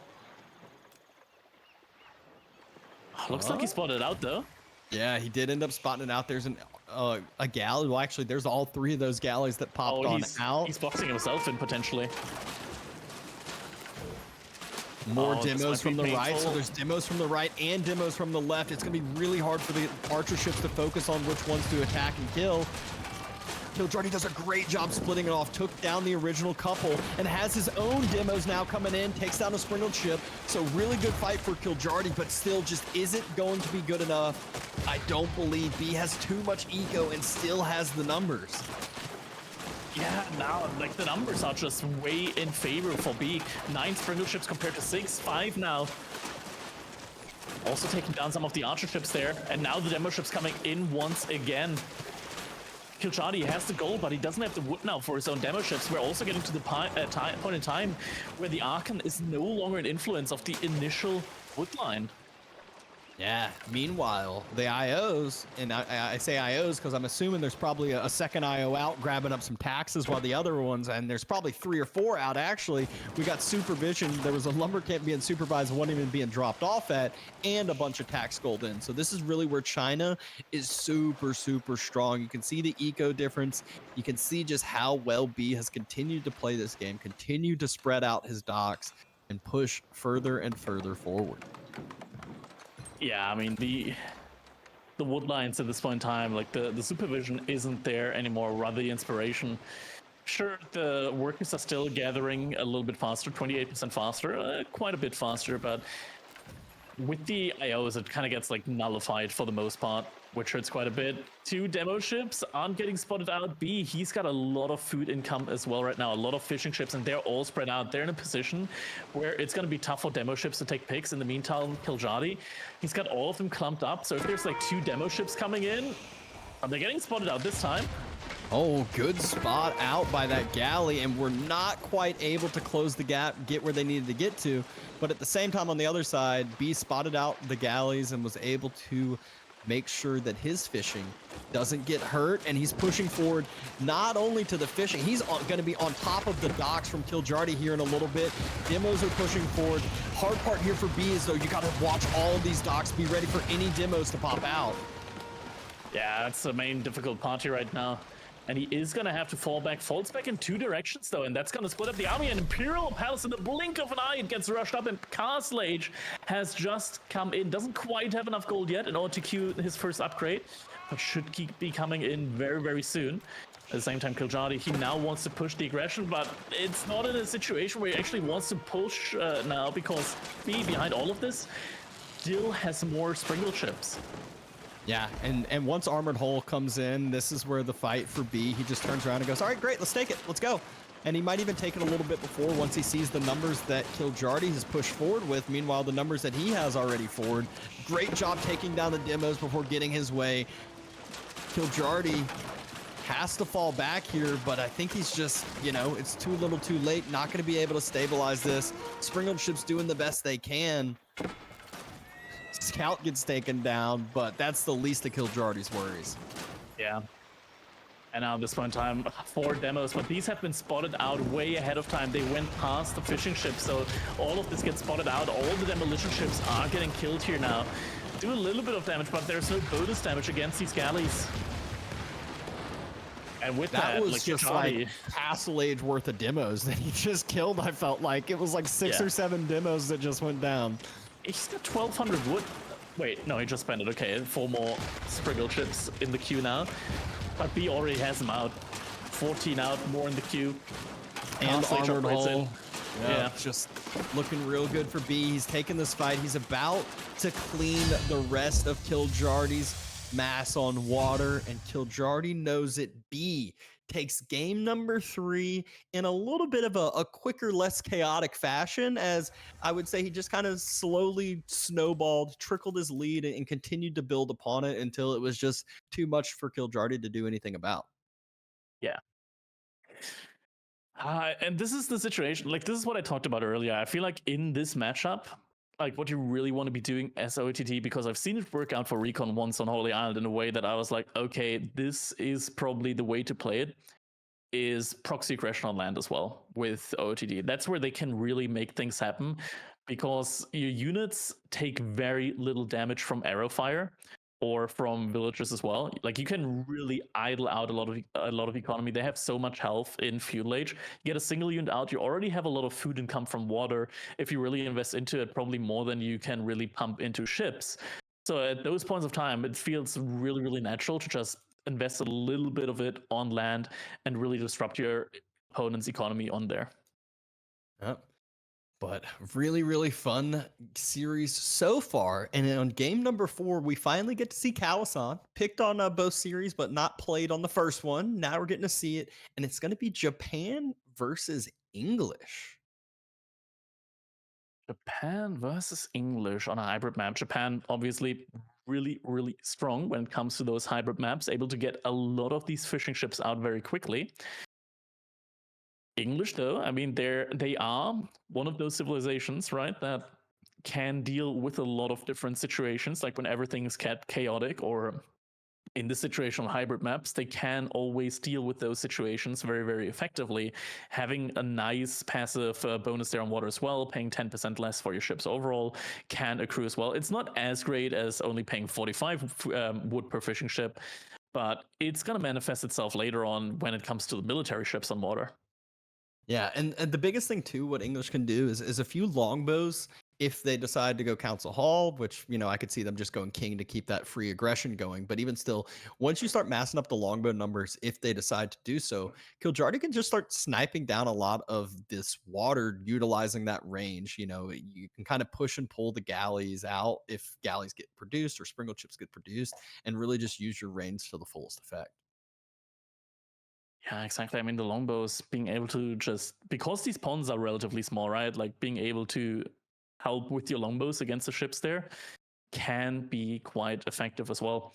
Japan, the question's going to be asked here, what's going to be the overall game plan? Are you going to be going like for the normal fast castle strategy? Want to get like these mounted samurai out, be annoying on the land part of the map, just harass here and there? I don't think you can really invest too much in fuel age, because as the game is going to go on, like not only are there longbows, but there's also going to be the men at arms from English. You probably do want to play it into Castle Age, and from there on out, you can kind of like stall the game out in Castle Age. I think the point in time when Japan becomes really good against English is going to be the later stages of the game, when you get access to your own hand cannons, because you don't get crossbows, right? Like, you don't have access to crossbows. Your Yumi archers don't perform at all versus armor-clad men-at-arms. You don't want to be going into Onamushas, because those get sniped out by longbows really, really easily as well. So in that situation, I think you just want to like mass infantry and go over to Imperial Age. And once you get to Imperial Age, you're going to be in a really fine position. If your opponent goes for like mass melee units, you can get a Reboldican out really, really quickly from your landmark. And if it's just a mass, like, you get the hand cannoneers out. And hand cannoneers for Japan, like with the Yumi aura, with the Bannerman there, with the Yumi Bannerman, suddenly they deal like plus 13 damage with chemistry combined. I think those are probably like the strongest hand cannons in the game when it comes to raw damage output. They're quite intense. Yeah. So, that's the big question is, are we going to see this game start to extend, or are we going to see this one kind of played out like we have seen some of the hybrids played out, where once you kind of get control of the water, it's a ticking time bomb, especially if you can get both the ponds and your opponent isn't on any of the ponds, then we start to see that food trickle go. And not only that, when you control the middle water on this map, there's so many berries in the center for you to secure or deny from your opponent. For English, might not matter much, but for Japan, those berries can be juicy, juicy extra food income for you. Yeah, Japan with access to the middle of the map gets kind of wild. Like, you get your resources in really quickly. And we're going to check that out in just a couple of seconds. And here we go. Game number 4, match point for 3DB, who's spawning in the color green, once again playing as the Japanese here on Kawasan. On the other hand side, we got Kiljardi playing as the English, starting off with the villagers, of course, on wood, and should be moving out towards one of those ponds for a dock. And there we go. Villager is moving out. On the other hand side, though, B isn't moving out at all. It looks like he's just going to be going for a normal standard feudal age build. I almost expected the reverse. I expected Kiljardi to maybe say, hey, all right, I'll give up water for a little bit, maybe try to get a quicker feudal and deny water after. But instead, it's the reverse way. B is just saying, all right, I'll ignore water for now. I'm going to go with my quick feudal age. And is it perhaps going to be a shinobi play? Shinobi play, I don't feel like that really makes a lot of sense against the English. Mainly because... correct me if I'm wrong, right? But like, normal villagers, they have the melee tag on them, so the shinobi does bonus damage. English villagers don't have the melee tag on them. So they don't take bonus damage from the shinobis, and also they can like snipe them from range, right? Yeah, I guess that does end up making some sense there. So maybe not the shinobi play. I was just mainly thinking, all right, shinobi play would allow you to fully, essentially, you can sabotage the dock, drop your own dock, and basically take over water yourself. But it's one that you got to think about all those civilization bonuses, and there's a reason why I'm not playing over here. Scouts at the moment, just looking for those sheep around the map. Not going to be the biggest deal breaker here, though, if one of them doesn't really get a lot of the sheep. As Kiljardi, he is going to be on the fish, and 3B, he is going to have access to those berries. And Coca Township actually is coming in, so we will be seeing some shinobi. All right, so I'm gonna go with my plan then. I think it's not like to harass villagers at the base. It's 100% to just take control of the water. You go, by the time that English can try to age up, your docks are gonna be infinitely sabotaged, because you're not just gonna have one shinobi out. There's gonna be 2, 3 shinobi out at that point, and even if you have a second dock on the water, you can kind of bounce back and forth, and it just idles out that production, allows B to deny all the fishing boats and investment that Kiljardi has already put into. Something to note, though, Kiljardi isn't actually going for like a sustained fishing ship production age up. Instead, he's going to be rushing his age up after the dock. So he's actually not going to be too far behind with the age up. Like usually when you go for like hybrid map and you go for water boom as you age up, you're going to be aging up at like 3.5, maybe even 4 minutes ish. Kiljardi right now is going to be aging up a little bit ahead of time, and now Abbey of Kings with 8 villagers getting rushed up. Yeah, and Villager is moving out for B to drop that dock onto the water, but that Abbey is going to be up fast, and we all know what that means. That means a king is going to be following up with it. Yeah, and the king actually deals relatively effectively against the shinobi because he can always run away. You might have to dodge the Shunshin ability, but other than that, you can just dodge and run away. Oh, Kiljardi. No, it's not gonna work. You know about the Sunshin ability, the shadow step, as I know you like to call it at times, being a WoW the good old player shadow yourself. step. But the Abbey of the Kings only has a few more seconds left. That Shinobi is about halfway there. We just saw him use that blink, but he's just trying to get to that dock as fast as possible. Yeah, and there isn't any ship right now in queue for Kiljardi. Honestly, I think at this point in time, it might just be worth it to give up on that dock and just put a dock on the other pond. Yeah, and this is one where I feel like with the way the B has kind of played this one out, he's got that dock about to finish himself, and he should be able to take over water on this side and start his own production if he so desires. And that's the thing with Japan, right? Like, as soon as B gets control over here, I think he can literally just drop even a second dock and just pump out those fishing ships incredibly quickly and cost effectively, as Japan barely pays anything for the fishing ships. Yep. And there are 3 shinobi out roaming, killing some more sheep again. King gets spotted. Sabotaged used again. That damage, though, look at how much damage that King's doing the Shinobi, but look at how much return damage the running. Oh my god! Oh, he's getting taken down. That is so bad. That hurt so much. And yeah, that dock is now fully kaput at this point in time. There is no way to save that one. Villager He's at least remaking the escapes king. with his. Oh no, that's the Shinobi. He's remaking the king. That's a lot of resource down the drain. But yeah, wait, no, yeah, it's That's the Shinobi. Yeah, it gotta like just. I think the Villager got pulled out early, but now the Shinobi is just gonna be able to roam, gonna be able to disguise himself up a little bit, but most importantly, B is on water. Yeah. Water is going to get shut down. Now, Kiljardi had 3 fishing ships, and they've more than paid off for themselves now at this point in time, 5 minutes into the game. So this investment has been worthwhile. I think now I don't think you can really fight for the water over on that side anymore. I think this is the point in time to invest into the next water, into the next pond, and just take your losses and go over to the other hand side. You've gotten your value out of those ships, so you should be thoroughly fine with that. Kind of, because you kind of invested into the king again, so you threw the thing away a little bit again. But overall, still, it should be fine. And now, king at least is going to find a lonesome shinobi. It's going to be able to take that one down.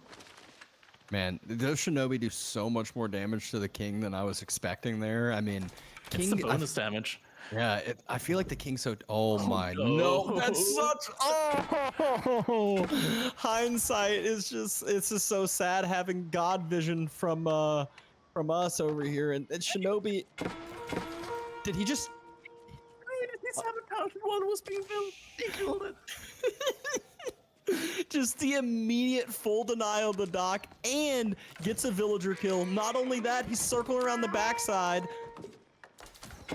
Oh, okay, he lost some shinobi. We do see how two. many shinobis he's making? How does he still have 3 shinobi out and more in the queue? He's just pumping shinobi only this game. Hey, if it works for him, you know, if he's making it work, he's making it work. The big problem is this right here.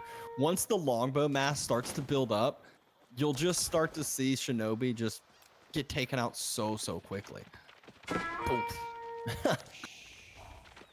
Kiljardi does not fall for the disguise, and again, Shinobi running into the longbow mass, and this is what I was talking about.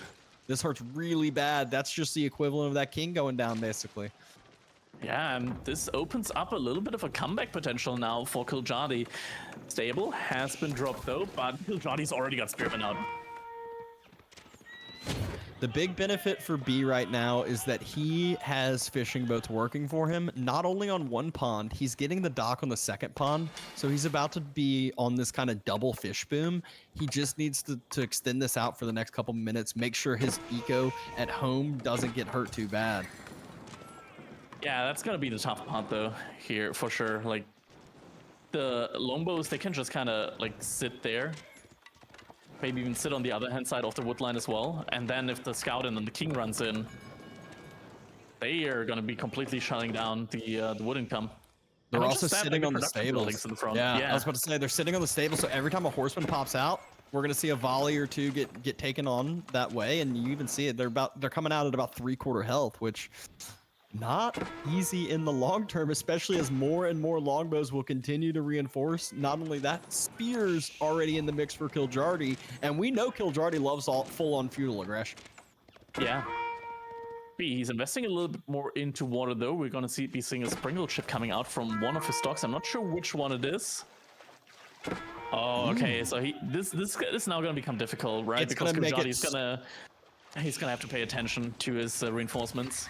Yeah, you can't just queue up your units to run across the map. You're gonna have to like tight rope it down the center essentially. That's a big military lead for Kiljardi right now. Sure, economy is starting to fall behind more and more, but he has the option of pressuring the economy from. He's about to run through. He's about to run through with the longbows. Oh my god, that's a lot of villagers, lots of idle time. 3 villagers already down, 4 villagers down. Yeah, and this is what I thought he was going to do this earlier, but he was just waiting for more of a mass, and every single volley is just another villager that gets taken out. And then B, look at where he's running to. The king can circle around from the other side. There it is. There, go towards the villagers. No? Okay. I think he has to run back though. Yeah, if he doesn't run back, then the horsemen are just gonna clean him up. So spearman over there though, he did a lot of damage there. Like he pretty much equalized the economy now with this idle time. Spearman still sitting over there as well. He's gonna provide vision. Like if the spearman provides vision, maybe the longbows can just shoot over the wood line.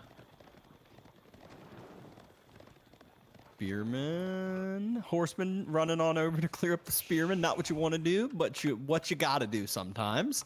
Kiljardi though, he hasn't been able to remass his group up together. It's just been that cutoff mass forward ever since that sprinkled chip came off. You can actually see that other smaller grouping trying to circle all the way around that southern side and regroup with the other mass. There aren't that many fishing ships in that second pond. I think, yeah, he's only just now putting more in queue. But yeah, I feel like even if B loses that dock there on that side, it's not going to really hurt him too much. No, not by any means. And military spots it out now. Another villager going down for B at this point. B though, is he's just like, it's another one, whatever. But it definitely adds up, and it is hurting because once you take water, it feels like you win the game when you're on when you're on 2 different ponds. You're like, oh, I got this. My opponent's not on water. I'm on 2 docks, but you're taking a lot of damage at home. You're being idled at home. You're not really being able to pump the numbers up in those docks when you have to respect this push from Kiljardi. Yeah, I feel like as soon as Kiljardi gets like rams out, like not only are all of these houses going down, but he'll also have a way of pushing into the wood lines more effectively. And the Yumi archers, they just don't feel good here at all. B is also very far away. Oh, more villagers going down, very far away from getting a bannerman out. Looks like there's an attempted horseman raid on the southern side, but B, he loses 3 more villagers, and it's not even a successful horseman raid as Kiljardi was ready, waiting with units. This feels really bad now for B, looking at the military count there. And yeah, if Kiljardi goes for a ram on this side, then once again the production buildings are going to be in jeopardy. And I also feel like he's almost at that point with the longbow mass that you can group up and just start taking down the fishing boats, taking down the any military boats that come on out with your longbow range if you so desire, or drop the ram and defend it up with your mass. Yeah, right now if he just drops a ram and goes for the pond, like the right side pond where most of the fishing ships are, he will shut down most of the food income from B. And it looks like Kiljardi, he is moving forward with villagers, not just to build the outpost like we saw how much damage the outpost did in the Chaos game earlier, but more importantly, to extend the network of castles. All those longbows, all those spears, gonna be a little bit stronger, a little bit faster with their attack speed. And gold is yet again denied. B has no way to get gold. He's trying to get the Yumis out, B is, but Kiljardi, the longbow count, it's just so much. Couple of horsemen here, but that's not nearly enough against 13 spears, 26 archers, and now men-at-arms coming in as well. Men-at-arms against a civilization with archers that do less damage. Oh, might be able to find the villagers here, though. But there are the reinforcements. When you see that the reinforcements themselves can take down the main army from B, kind of, it feels really bad. You said kind of, but the reinforcements can take down the whole army from B. It's not a kind of, 100%. You can see the longbows. They are just wrecking these Yumi archers. B's starting to press forward. He actually escaped with the villagers, and he says, all right, I don't care about that mass. That's just a smaller reinforcing mass. My main army is pushing. That men-at-arms still doing a great job, but B, he's having to put his full focus into this micro during this. And now the ram coming in on the side, and the wood line is getting denied. B having to evacuate all of his villagers over to the other wood line. That is so much idle time at this point during the game. And Kiljardi, he's gotten to the point in the game now where he's starting to mass a lot of men-at-arms.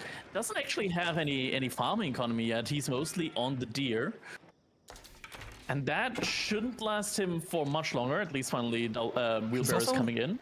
He's also on a ton of gold right now. I don't know why. He's got 500 gold in the bank. He had like 10 villagers on gold. I feel like as English, you're on three vills on gold when you're all inning for your eco upgrades and blacksmith upgrades. But he's a little overdoing it in my eyes. Yeah, he's taking his time, and this is actually the point now where it starts getting a little bit dicey for him. We see B, he really wants to get the stone now for the bannerman. More idle time being caused here. Actually, a lot of idle time on all of those villagers. Yeah, I mean, that's almost his whole land economy. Actually, it might be his whole land economy idled. But Kiljardi's army is cut off, and this always is a scary point for English, especially when you know your opponent has more eco than you, and you're like, if I lose my mass, it's going to be difficult to remass back up, especially with no farms, especially with no food eco already set in. Both getting burned down in the end there. But yeah, longbow count isn't really building up that much. We still don't see any major farming economy from Kiljardi. I think if he wants to keep pumping out these men-at-arms, he needs some farming economy. And most important of all, he still hasn't taken care of the water on the right-hand side. Just a single ram could have done so much there. I don't know. Almost doubling the food income. Well, not anymore. Okay, the food just shut up, but yeah. Yeah, I feel like this is this oversight when we're watching where it's like, you know what you needed to do. Everyone knows what he needs to do. It's like once B took that water, you need to deny that water. But instead, he's trying to hit the base, which I get the woodline denial's fine. It feels good. But the heart and soul of B's eco is the fish. At least has men-at-arms in the base, should be able to defend there.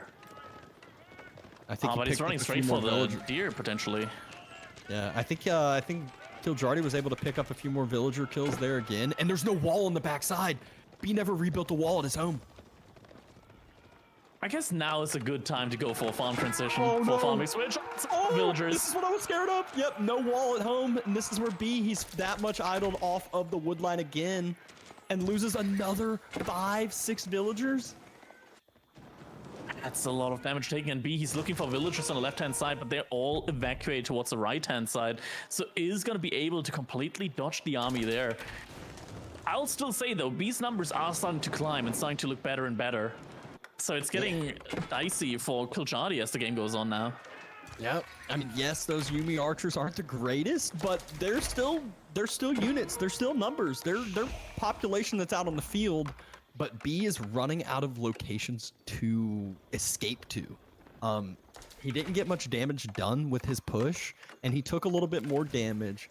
Kiljardi's circling around, and I am just hoping he sends that mass of 12 spears and 10 men-at-arms to just quick burn the dock. Use your longbows to snipe down fishing boats or whatever. I think there's one galley there, which he can easily kill before it does anything. It's like, this is free. Instead, be a though, huge he's denial. doing it. He's going for the main base, which the production. That's another thing I wouldn't complain about him taking down, because he's been idling wood for so long. It makes it really hard to continue to mass up the production buildings once you start taking those down. 150 wood a pop.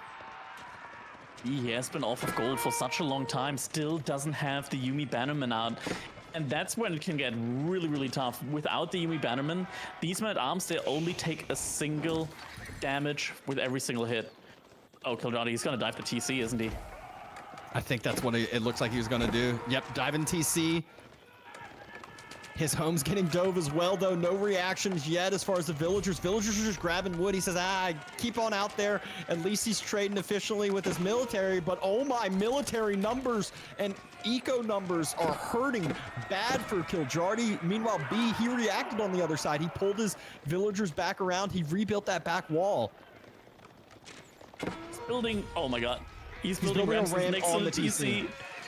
Men-at-Arms at least should be trading quite nicely here. I'm not sure why he's pulling back. He's even got the aura there to take the fight against the horsemen. Might feel bad with the Yumi archers, but could just pull his own longbows there as well. There's only 4 villagers inside the TC for B. He's getting the floating gate up though. He's getting up to Castle Age. Oh, he's got 20 vills on that floating gate. He's trying to get it up as soon as he possibly can. Ram got taken down. Oh, the whole military's getting pulled back. King jumps on out. There's only 2 units inside the TC now. It does have the upgrade, so it has bonus health at this point in time. But yeah, this is a massive amount of military that's coming back. And imagine if B just drops another archery range next to the floating gate. Gets the upgrade on the Yumi archers. New age begins. Main TC still alive for the time being. King has been taken down, doesn't have enough resource to queue the archer upgrade. TC is actually going to go down here. TC going down is huge. So B still has the economy on the water, but I will say the economy on the water, the deep sea fish does, it doesn't deplete fully, but it does get to a point where it isn't quite fully effective, with how many ships you may have. Production's all getting taken down, but B has a huge mass still. Is the mass going to be enough? Holy farming eco. Kiljardi finally making the switch of what he needed to do. More reinforcements coming forward. The Rams taking down production. And B's going to hit the reinforcements. Couple of men-at-arms, but yeah, now with the veterancy upgrade, the men-at-arms should at least start taking some massive damage here with the mass of archers. But there aren't that many horsemen. Oh, we're getting mounted samurai now as well. Kiljardi's about to be able to drop castle, though. He can go White Tower soon, and he's still taking everything out in B's base. This night might not feel like much, but this means B has to spend all of his wood on production, on resource buildings and houses. Not a farming situation. White Tower's on its way. 31 villagers are rushing it up. It's in a great location to protect up some of that farming eco, protect up that next wood line as well. And this is what I was talking about. Houses are falling. And all this time, B, his military numbers aren't pumping up because he doesn't have the production buildings to use. Kiljardi, he has enough gold. And there's the veterancy on the longbows and the men-at-arms. Yeah, he's housed now. No more units coming out, and there's still more houses to go down.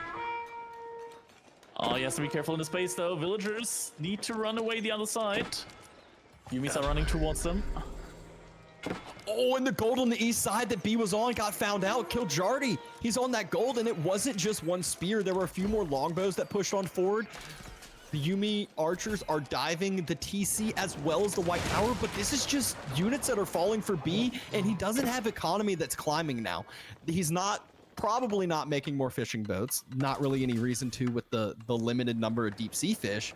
He's not making more villagers because he doesn't have a TC, and he's not really making more military because he doesn't have a ton of production. And the house, though, not just that. Oh, and he's finding the rest of the production. Oh my god. I think this might just be it. I think this might be it. Sure, the Yumis are upgraded with veterancy, but the longbows will be upgraded with veterancy soon as well, so will be the men-at-arms. There are still spearmen in to deal with the mounted samurai. There's still a very large military here. Sure, B still has the overall eco lead, but when it comes to infrastructure, he's very far behind, and villagers once again have to pack up their things and run away. Yep, Ram is still just doing damage in the base. Look at B's population space. We keep saying house, and we keep thinking he's going to get that fixed, but he can't. Look at his wood income. He doesn't have the ability to mass back up. Kiljardi just doing a great job of killing everything in the base, killing the production, killing the houses, and killing 3DB on this game number 4. Yeah, now the fight. Mounted Samurai getting taken down, barely any Yumi standing. Yumi Bannerman also low on health, could get picked off by the Longbowman. It was a messy game, but I think Kiljardi, I think he's done it. And he should be able to even up the set once more. Yep, 3DB. We were talking about 3DB getting housed at like 105. Now he's getting housed at 83. The number continues to fall. It just keeps dropping and dropping and dropping. Now he doesn't have to worry about getting housed because he's lost so many units. Yumi Bannerman taken down as well. No more Yumi archers remaining. B, lots of resource in the bank, but no way of spending them. At least he's getting the populations by villagers. They're hiding. They're hiding. They're tucked up against that wall. And B, he throws in. He's had enough of this one. What a wild, exciting game 4 and exciting series we've got so far. Man, really, just some neck-in-neck games going on here right now between B and Kiljardi. And this game, Kiljardi, just with the refusal of trying to take water, always the aggression on land, taking down production buildings, non-stop aggression in this one, and able to take the game. So now we're gonna have a last match point in this best of 5 between 3DB and Kiljardi. Yeah, he definitely did not make that easy for Kiljardi. A couple wrong steps and Kiljardi was as good as dead. It felt like B had stabilized a couple different times, but finally he had pushed too far forward with his own military mass. Easy for English to defend it up. Meanwhile, his base getting all in by Rams, losing TCs, losing his whole entire infrastructure. Oh man, these last couple of sets, they've been going the distance, and now we are gonna be having a game number 5 on a closed map. It's gonna be Hill and Dale, but at least it's not gonna be Turley civilizations. We've got Mongols and we've got the Ayubids facing off against each other. You say not totally civilizations, but like still kind of, yeah. So we could still kind of see that, like Yeah, the trade, right? Like trade and outpost spam and Ayubids with the classic fast castle. Yeah, it happens. It happens. It does, but we'll see how it ends up turning out to be. It could be a different story here. It could be, the old school tower rush into GG because the tower rush is so effective. Although this is not the tower rush of the beginning days of AOE IV that used to have all the extra benefits of it. So yeah, I don't know. I could see this game going, 20 plus minutes or so, but you never know. Yeah, could be. To be or not to be in this situation, right? Mongols against Ayubids. I kind of feel like you don't want to go for like the instant tower rush just because Ayubids, they got some pretty great tools when it comes to getting rams out early. For example, with the military wing, the reinforcement wing, you immediately get the camel out, and the camel can just straight up build a ram. Behind that, you can get some archers out. So in that point in time, like by the time you get like 2 archers out, the ram will finally be finished. So you can get some great timings when it comes to taking down that outpost. It's a tough one, especially on a map like Hill and Dale, where honestly, I feel like the distance between the bases can be kind of jarring. The way back can be kind of jarring as well. If you fail with the tower rush, and if the gold spawns in the back as well, it's gonna be difficult. But we'll have to wait and see. I think this might more be like a kind of like a trade boom, like a Mongol on the defensive kind of situation. But it's B, so you can never be too sure. Yeah, if it's one thing we know about Kiljardi, though, it's he loves his aggression. And yeah, a lot of times that's feudal aggression, but with the Ubits, we could just see that, just like you said, the quicker castle age and just that full-fledged, hey, I'm gonna put the pedal to the metal, keep the gas on, and it makes it really hard sometimes to stabilize, especially if your eco that you're relying on is trade and it's very spread throughout the map. With TCs, you can kind of condense yourself, especially on Hill and Dale. You can wall up your little sides and you don't have to worry about too much. With trade, you have to protect all the different spots. It's going to be very hard for 3DB, and Kiljardi can definitely take advantage of that with some aggression. Exactly. Yeah, it can be tough for Mongols to defend. I think in some situations it might be a good idea to shorten the trade route a little bit just to make it easier to defend. Like if you have the market next to your TC, for example, then you don't have to go all the way into one of the corners to defend your trade. We'll also have to wait and see how exactly a trade will spawn, because sometimes on Hill and Dale, the trades spawn more towards the middle rather than the corners, which could make trading very difficult, if not even like borderline impossible for the Mongols. Um, we'll have to wait and see how exactly the spawn is gonna look here. Yeah, you didn't mention it. Like, in the picture you can see the markets in the corner. There's plenty of times they'll spawn more to the mid map. But I know the countdown's saying some seconds, but we might be able to get into this one a little bit earlier on, as I might be hearing some game sounds beginning here soon. Surely production is just trolling us, and it's gonna be actually 30 more seconds to go. That's what I'm assuming, but you never know. Maybe jumping the gun a little bit, get some excitement. We probably are a little bit behind schedule, so maybe they're trying to speed things up. I see it ticking. Yeah. Huh? Well, we will. There we go. All right. A match point now between these two titans, Kiljardi versus B on Hill and Dale. Mongols versus Ibits. Familiar colors again, with B in the green and Kiljardi in the color yellow.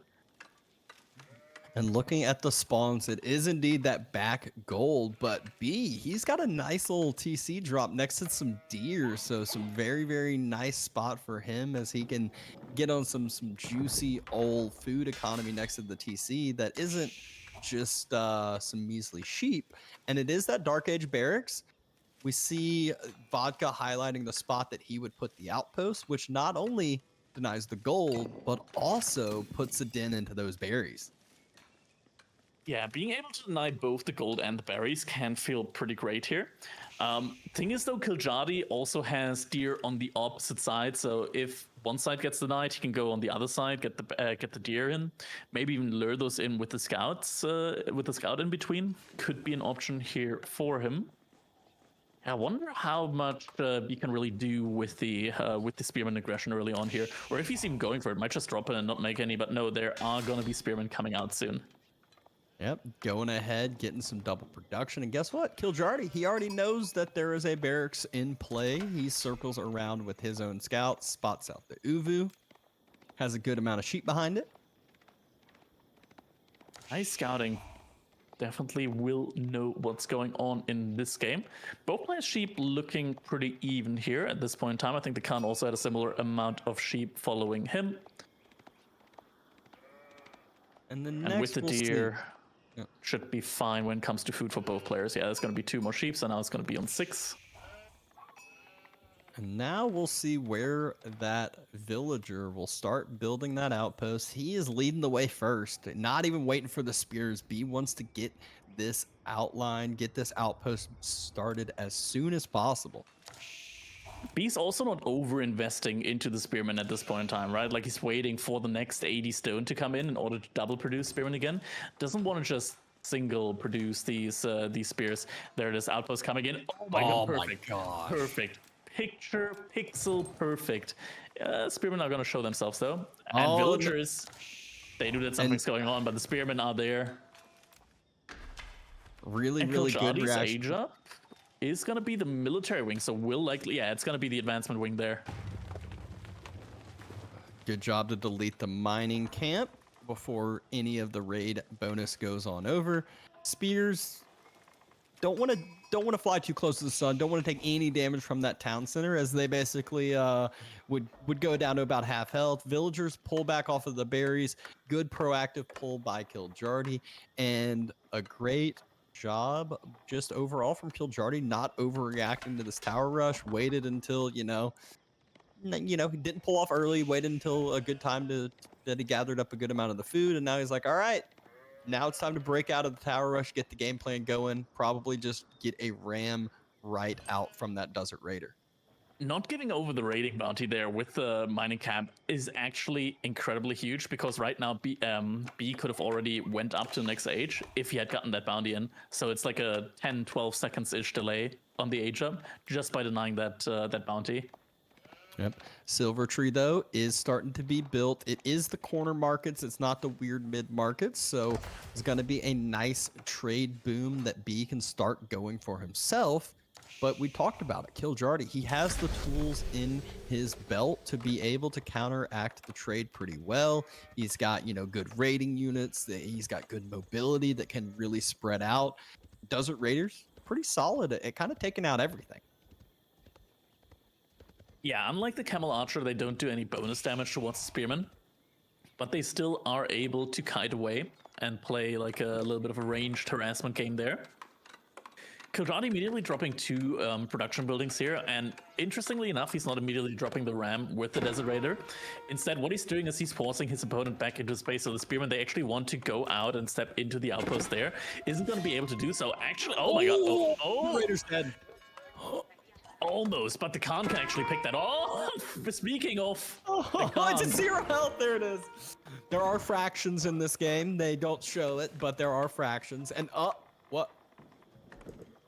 Not sure what that guy's plan was.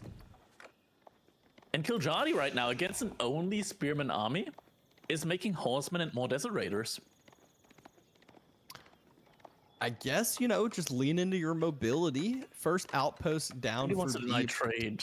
protecting his gold, protecting his Uvu, and the Silver Tree just now finishes.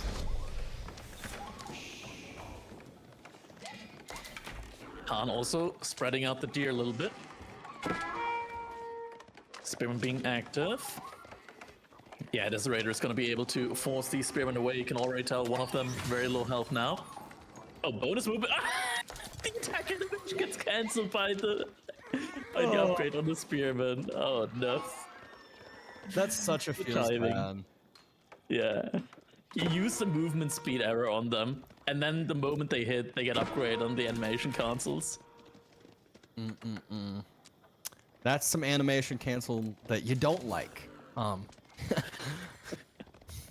But Kiljardi, it's not only the Desert Raid. Oh, we do see B at least get a little bit of damage before those spears get traded for nothing, as they are slowly getting taken down. In this situation, do you want to go for Keshix even? Like, sure, right now your opponent, most of his units get countered by the Keshix, except for the Desert Raider, right? I feel like you can't go for Keshix. It's just the Desert Raiders can do too well into them.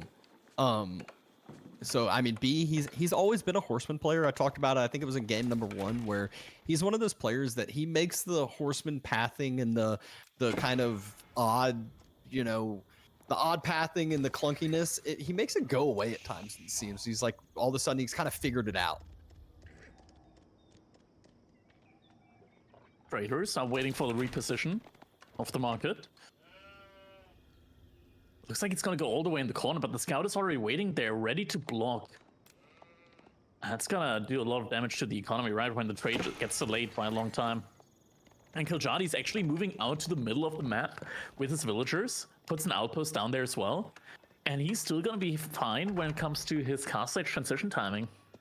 Yeah, I love this location too, because this doesn't only protect him and secure himself this gold. He's got berries next to it. It secures himself this back deer and gives him all of this vision in front of his base, in front of where, you know, those natural cliffs are. Scout actually not blocking the Silver Tree from coming in. It's not picking up either, though. Oh, man. Yeah, now he sees the military, and that's a lot of horsemen. With yeah, not even going to be able to get that first trip through. Yep, and there's the first couple of traders immediately spotted out. The horseman trying to close the gap. More reinforcements coming out from B, though. So it does look like Kiljardi doesn't have the numbers anymore and has to back away. Melee sabers are getting pulled now. Only swords from the Desert Raiders, but yeah, definitely can't turn around to take this fight now. Archers are still sitting on his gold mine. Oh. After a little bit of running, though. Horseman getting some damage in, but Desert Raider gets pinched. And those are costly units, 180 resources for each of them. Not quite as expensive as a Camel Archer, but still definitely hurts when you lose them. Yep. And Spears were able to just get a little bit of extra damage on not only the Desert Raiders, some of those Horsemen. And any time that Kiljardi turns around, he just has to be so careful of the infantry units kind of closing the gap with the movement speed as he's attacking. More production building coming out. I mean, Kiljardi, he might be getting close to Golden Age 2. And once Golden Age 2 comes in, if you get an age up in, 50%... Actually, can we take a look at his age up? At his landmark? Is he... Okay, he's not aging up. He reinvested into military units. It's always so elusive sometimes with the IU bits because you don't see the age up happening immediately. Sometimes you feel like, okay, the resource suddenly got lower. Is the age up already coming in? Because they can just hit those incredible timings at times. Yeah, and it's a lot of times they're making, like we're seeing now, Horsemen and Desert Raiders very high food cost units. So you'll see that food disappear in the blink of an eye because they're reinforcing into that. And you're like, oh, it's castle for sure. And then you're, oh, wait, no, it's not. But a good job by Kiljardi splitting off those mobile units into a couple different groups and taking out some more of those traders makes it very hard for 3DB, who has a very slow moving army. Kashik is coming out. Desert Raiders, though, doing a good amount of damage there. Traders have to be careful once again. Yeah, Kiljardi making good use of his mobility right now. Yep. We do see B trying to circle around, trying to kind of close the gap and get this army pinched into a couple different spots, but instead, Kiljardi, he takes down some extra damage on a Keshik and then turns the other way and starts to run on from the reinforcements. On the side of the trade, another troop. Both of these players actually splitting their armies into so many different groups. 3 groups right now for Kiljardi, and he's microing all of them.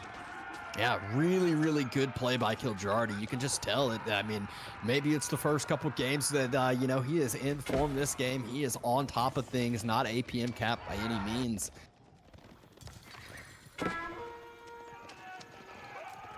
These fights, definitely hard to judge right now. Overall, looking at the army value, Kiljardi is firmly in the lead. And it's tough to take the army value, though, at face value, because it is bugged for several units in the game for some reason. So not quite sure if it's correct at the moment. Definitely doesn't look like it. I feel like there should be higher for both of them. Is he going to go for advancement, or is he going to go for growth? I would see that in just a little bit. I was about to say at this point, I think he's in a fine spot. He can wait the extra 30 seconds and go for growth and give himself that much of a better spot. He's got the food for it. Yep, that's exactly what he's going to end up doing. Looks like villagers are moving out. Probably outpost and then berries as a resource. Yeah, outpost and then berries. Another trader does fall. Kiljardi turns running on away, and there is an outpost in the south side as well now, getting some extra damage on in. So Kiljardi, he's taking fights as he still hasn't clicked the age up, but as he's about to start aging up, which is something I've always been told you don't want to be doing, and whoa. Logistics, okay. I mean, why? Maybe he's in logistics. You never know. Maybe he doesn't... Maybe he thinks that B is about to like click Castle Age as well. It's not the case. It's not the case at all. Yeah, not by any means. B has been constantly reinvesting into his army, reinvesting into the trade. Does seem like he finally has this kind of big mass grouped up together. And if Kiljardi keeps the rating and B's able to deal with this, then great. But if Kiljardi continues up any of the damage he's done, he's going to be able to use this castle timing so effectively.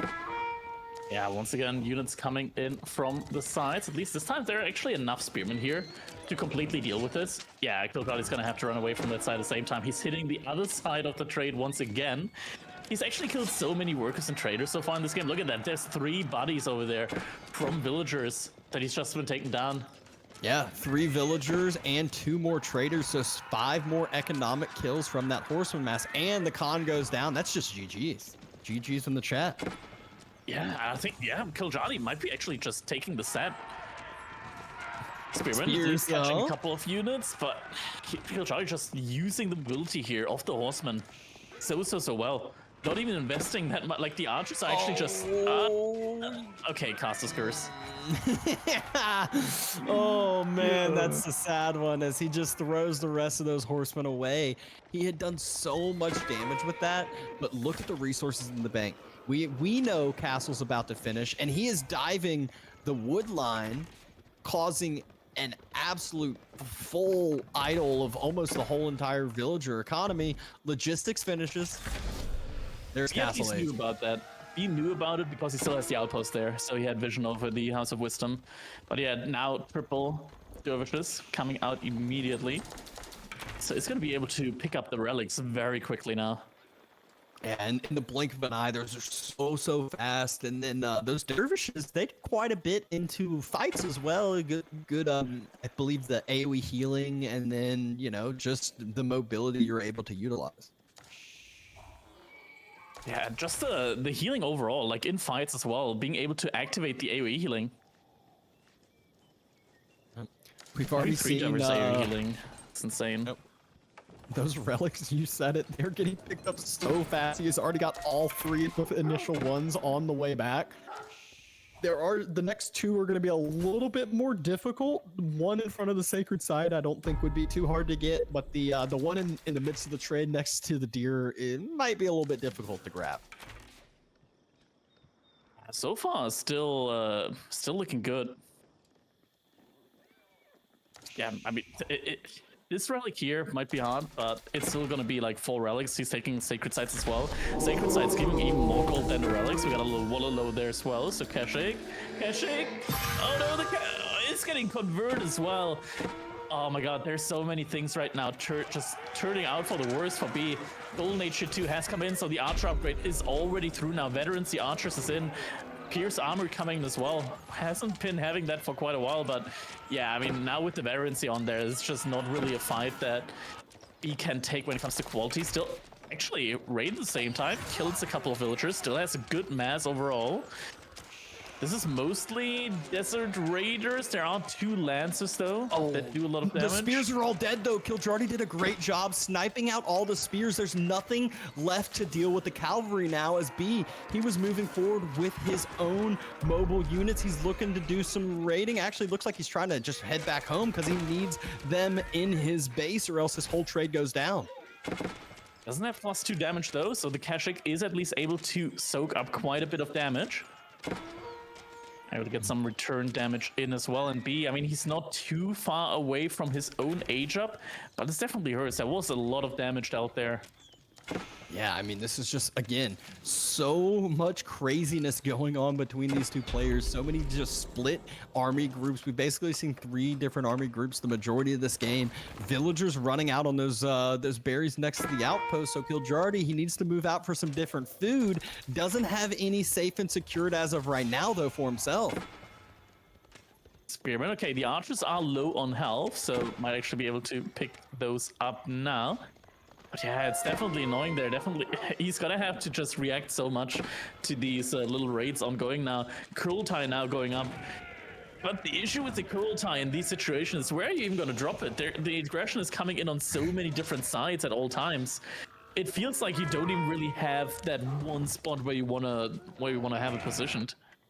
No, you really don't, and that's where Kiljardi, he's wanting to finish this game. He's going ahead and dropping some rams.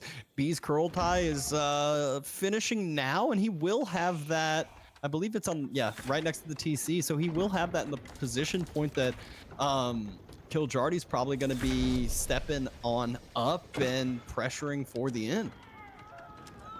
And Golden Age Tier 3 coming in as well. I think that's the one that...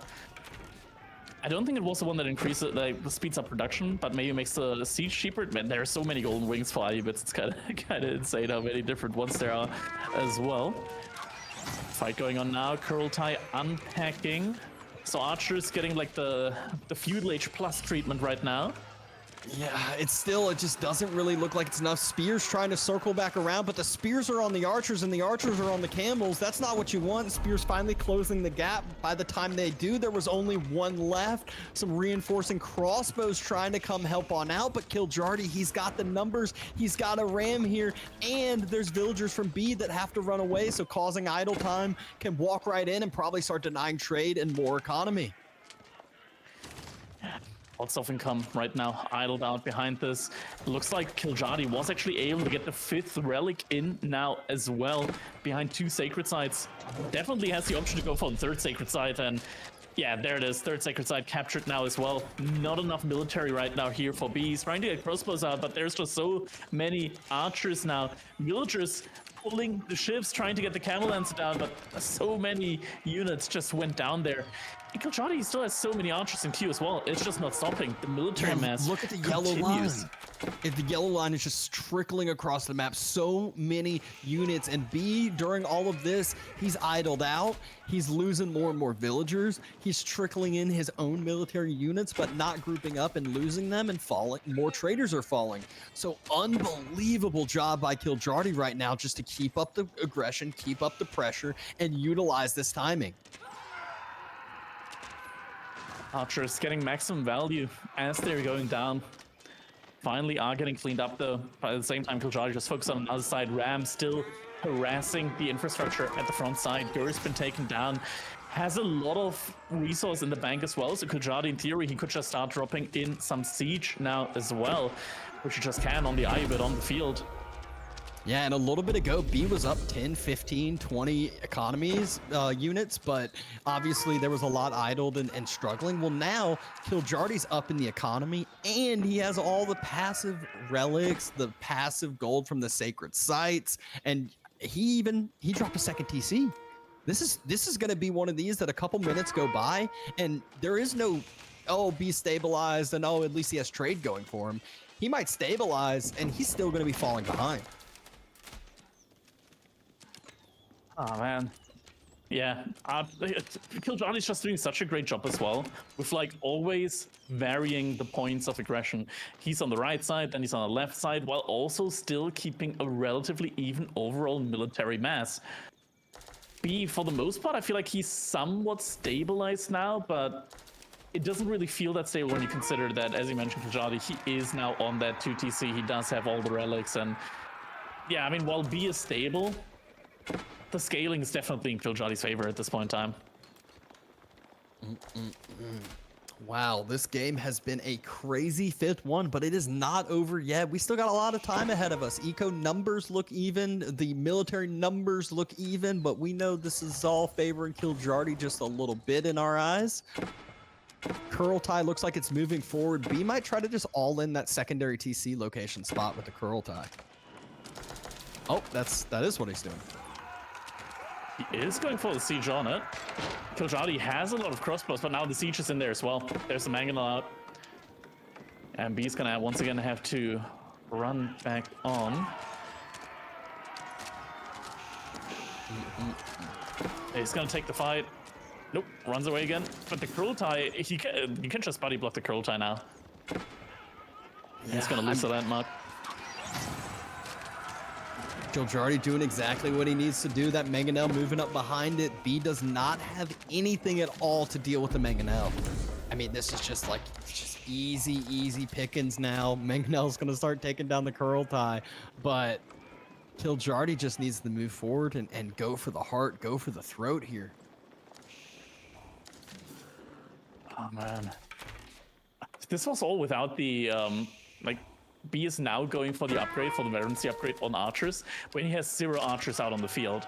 I don't think he's going to be in a position to really get a lot of them out. Another issue is he doesn't need archers, he needs siege right now, as there is already Mangon out. He's now dropping additional archer ranges. Sure, he has a lot of stone in the bank, so a lot of double production could come in. It just doesn't feel like it's enough. Kurultai was actually able to sneak out though, so at least he's got that going for him, and overall, eco number and military count is somewhat even, and the Kurultai is going to provide a nice little edge there.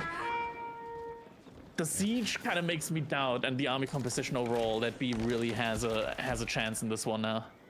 Yeah, and this is one of those I laugh. Kiljardi still hasn't dealt with that original outpost. That's something to show you for all the lower elo people, where I feel like sometimes that first outpost happens, it's like, oh my god, what do I do? I don't know what to do. It's like, just ignore it. There's a lot of other map to use. But Kiljardi's moving forward. He's making sure that there is no trade going on on the backside of the base. I believe 3DB might even change to the north side market onto Kiljardi side. He's gonna find all the additional production buildings now. Villager move out at least is gonna get denied. That's something here, but the majority of the military from Kiljardi is on the left side, and now the reinforcements are going to be on the right side. He's going to have to decide for one of those sides. Which one is he going to go for? Is he going to lose a leg or is he going to lose an arm? I mean, he doesn't have enough to deal with either of these locations, I feel like, so he's going to be taking damage everywhere. Kiljardi's moving out to stone and more stone. I'm expecting some keep starting to be dropped. Might even see one of those get out of my game keeps dropped right here in front and center. Yeah, it should be. He's getting the stone for it now. That should 100% be the game plan now, I feel like. Kiljardi still with a firm military lead. 65 now to 40 while also having the siege advantage. He's got a single sprinkled out. I don't think that's going to be enough. Oh, the keep is going to be defensive. Oh, boo with the defensive keep. But, you know, I guess Kiljardi's just playing it safe. He's still got a ton of villagers on stone, so I wouldn't be too shocked. A lot of villagers. Yeah, that's way too many to this almost feels like, you know, like I'm about to lose the game. I need to get this up sooner than later. It's because his military's out of position, right? So he wants to, like, really make sure that he can't, like, take damage on the side and use his military on the other side, like back in the base of B again. Yep. The keep ends up going up. More and more of those traders fall. Kiljardi's eco lead is climbing further. And like we said, the two split masses are just still crushing, doing so much damage. I think B has had 15 to 20 vills running in circles for the past like 5 minutes. Infantry running up into a keep again. Free units getting fed to Kiljardi, and I mean Kiljardi, he looks to be taking this game number 5, which I think might have shocked a lot of people, but it just shows what an aggressive play style, what you can end up doing if you just keep the pedal on the metal, keep it going, and utilize your strengths. Yeah, it was just a perfect playstyle, right, for Kiljardi to play against Mongols with trade. I think that's really where he excels in this like all-in kind of aggression, and it's just the best matchup. It always works when you're up against trade. In this situation, that was exactly that. It's starting to dry up. Like his economy is starting to just dry up behind this now. We're up to 77 military versus 42. There's some more siege coming up now. We're getting double trebuchets, but it's the Mongol trebuchets, right? Like they don't really do that much damage. I think 2 of them you can probably out heal with like 4 villagers. Sure, there's Coral Pipe, make that 6 villagers. Yep. I mean, tracks and trebuchets just aren't really doing too much. Kiljardi found the heart of the eco on the south side as well. Villagers were pulled, I think, to take down a Mangonel, and they not successfully. And we see a lot of dead villagers on the ground there. And again, this is another location 3DB has to leave. Another keep drop from Kiljardi. B does not have a location space, but he is not one to give up this early. TC gets repositioned a little bit closer to the keep. Villagers getting pulled inside. Isn't she gonna be able to deny the keep from going up? That's funny. Oh my god. All right. And yeah, just move it back a little bit. Doesn't even bother with that one either. The funny thing is, another keep clip. It's from Kiljardi as well. When playing against Kiljardi. Oh no. It's just going full circle here. Well, it does seem like Kiljardi is finally ready to move out. He only has 29 Camel Lancers. So could be more. It could be more. Wants to make sure. The traction trebuchets will immediately fall. Look at how many villagers are here that are going to fall. Actually, Kiljardi's just closing the gap too after all the siege. Oh my god. And then look at the split. He just immediately goes, and all of these villagers are just going to get torn to shreds. Tons end up falling. The range mass helps to end up supporting. Kurultai is sprinting back, rolling back as fast as it possibly can. Kiljardi not opting to take the fight, though. I'm not really sure why. Like, yes, it's the counter units, but he is doubling the units, and his units cost more. Yeah, I mean, looking at the army value, I think at this point in time, it's pretty accurate, just looking at it here, right? Like 1,000, double the military value at this point in time. We're getting a Mangonel out. Mangonels with the Kurultai, they actually do quite a bit of damage, right? Like, it's siege damage, so it ignores armor, so any buff to that is kind of massive. We're seeing some trade right now, like a single 1-2 traders trading all the way over to Kiljardi's market there from B. Sacred Side getting neutralized. Yeah, but I don't know how B has lasted as long as he has. He's got to drop a secondary TC now over on that wood lines that he's on, right? He's got 1,000 wood. That's his main TC is getting burned out. Yeah, this isn't. I don't think B's too much longer for this world. Oh, and there it is. Kiljardi with the shocker takes the series 3-2.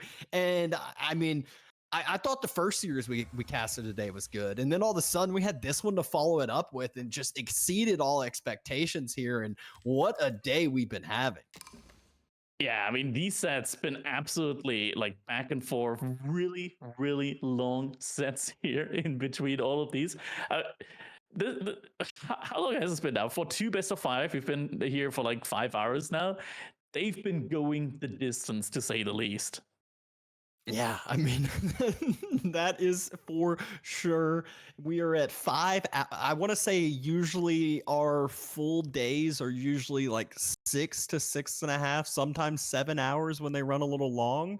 And we're at 5 already, and we're only halfway through the day.